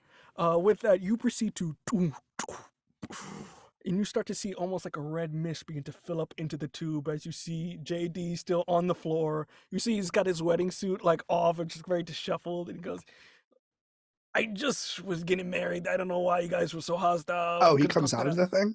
Yeah, he's just on, like, he's in prison there, so he's like, hey. Oh, got it. This hurts a lot. Do I have to be in prison? I mean, I wasn't doing anything bad. I'm just doing my job. And I think there's this faraway look in Vic's eyes, like as she says that, and just kind of like holding her mouth again, getting that taste of his soul, and she just kind of says, Dread King. Cool dude. Real nice guy. We'll talk about it later. And not going anywhere. Yeah. She just goes and takes a shower and eats some ice cream. Misfit, what are you doing? I think Misfit goes probably like straight to their room, not really talking to that many people, and they like bring a first aid kit with them, try and patch up as much as they can, splint their wrist, the whole thing. The kiss healed you for 3 harm, by the way. I know. I will say, as you're sort of patching yourself up, you start to notice that a little bit of blood gets... Did you wear your mother necklace or you just put it aside? I wore it. Curious. Or you see that a drop of blood falls into it and gets absorbed. And you start to notice it kind of glows a slight blue. And I think Misfit is maybe like standing like at the dresser with the mirror in front of them. And they're just kind of replaying over and over again their conversation with Our. And specifically when they had said, nobody loves you. Nobody loves you. And that just kind of replays over and over again as they're kind of fiddling with this necklace that is glowing. And he kind of leans into the mirror, opens his mouth to examine the little heart that is now inside of it. This refrain replaying over and over in his head. Nobody loves you. And I think they close their mouth, check over their wrist, and they head over to the room next door. When you open your door, Eden's already outside of it. Their hand is up like they were about to knock. I was just coming over. I told you that this is my room too now. And I think Eden steps aside and lets Eden in. Quick question: did you keep your necklace on, or did you put it down? Kept it on. Very curious. We kind of go on, and I'm guessing we're fading to black. Yes, we are. Question mark? Fading to black. As we fade to black, we see the crime scene of the church. Bodies burned. Little impish figures still running about, causing mayhem. You can see that the director, Mr. Hobbs, is kind of looking over, kind of talks to some agents, puts them aside. They'll report. They brought someone new, and yeah, it's a bit of a mess, but they got him. Kind of cuts off the comms. You see one of the forensic agents go, oh, well, we got some of the blood in case, we want to do the deterrent. File it with the rest. I have a feeling we may need to use it, especially after the little fiasco. And what about the sibling? We can't necessarily just let them go. We have to for now. But thankfully, she's quite talkative. It looks like we have more problems to deal with than just our AD. Keep tabs and make sure none of them leave the house without anyone knowing. The agency will save this city from both its external threats and the internal ones. And we shall end it, this episode here tonight. Yay! Lovely, lovely, lovely. With that, thank you everybody for tuning in. And with that, I guess we will start in reverse order of how we introduce that I can't remember. So somebody remember. If not, I'm just gonna call somebody and we'll go from there. I think it's me. Okay. Yeah, because I was the most confused. Hi everyone. I am CJ. I played Sad Vic today. You're monstrous. If you think I'm neat and want to watch me do other things, you can find me on Twitter at Scholastic Dragon. One word. Scholastic like the book fair, dragon like the mythical creature, but drop the O on dragon. And if you don't know what the Scholastic book fair is, I'm not the bitch to help you. Passing it to C. Hello everyone, my name is C. I use they them pronouns. You can find me making very trans, very gay art on the internet at PieSharpArt. If you want to see me making moves in games, like a lot of them, like as many as I can in a single turn or round or whatever, you can find me doing stuff on PieSharpArt. Maybe I said that already, maybe I didn't, I don't remember at this point. It's late, and I'm a little feral. So if you liked what I did, you'll like what I do other places. Find me there. The premiere of Higher Education, an all-original Strix game with the lovely Humna, and the lovely Drac, and the lovely Connie, and the lovely Liv, and the incredible GM Vanna is premiering this Saturday at 3 p.m. US Eastern Time, and then right after that, you can come right over to Transplanar RPG. We're in Arc 7. These next episodes are literally the most important lore that has ever happened in the entire campaign. So, I don't know, be there, or don't. But you should be there. If you're not there, I don't know. That's it. That's all I've got. Please be there. I would be very happy if you were there. I was Eden today, my horrible little meow meow. One just for me. My personal meow meow. And that's it for me. Humna. Yes, hi, hello. My name is Humna. I use any and all pronouns, and I am a TTRPG performer. You can find me on Twitter at @shahid_, where I talk about all of the different projects that I'm a part of. I'm on a lot of shows actually right now, so Twitter is the best place to know where I am at any given point in time. If it's a day that ends in Y, I'm probably streaming. C kind of did my plugs that are coming up soon, so just because we're both in it, so watch Higher Education, watch Transplanar. They're going to be great. It's going to be amazing. And I will pass it on over to Chris. And I was your resident keeper for the evenings. Again, I'm Chris Cologne. You can find me on all the Twitters at VO_Cologne. That's COLON. We have this show premiering every Thursday. Our next episode is going to be our last episode. We're going on a mini hiatus because of the holidays and whatnot.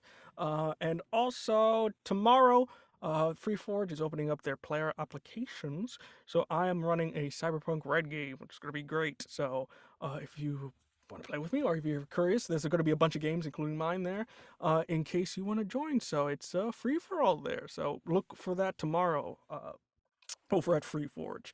But beyond that, that is it for us here. So with that, have a lovely night, everyone. Bye.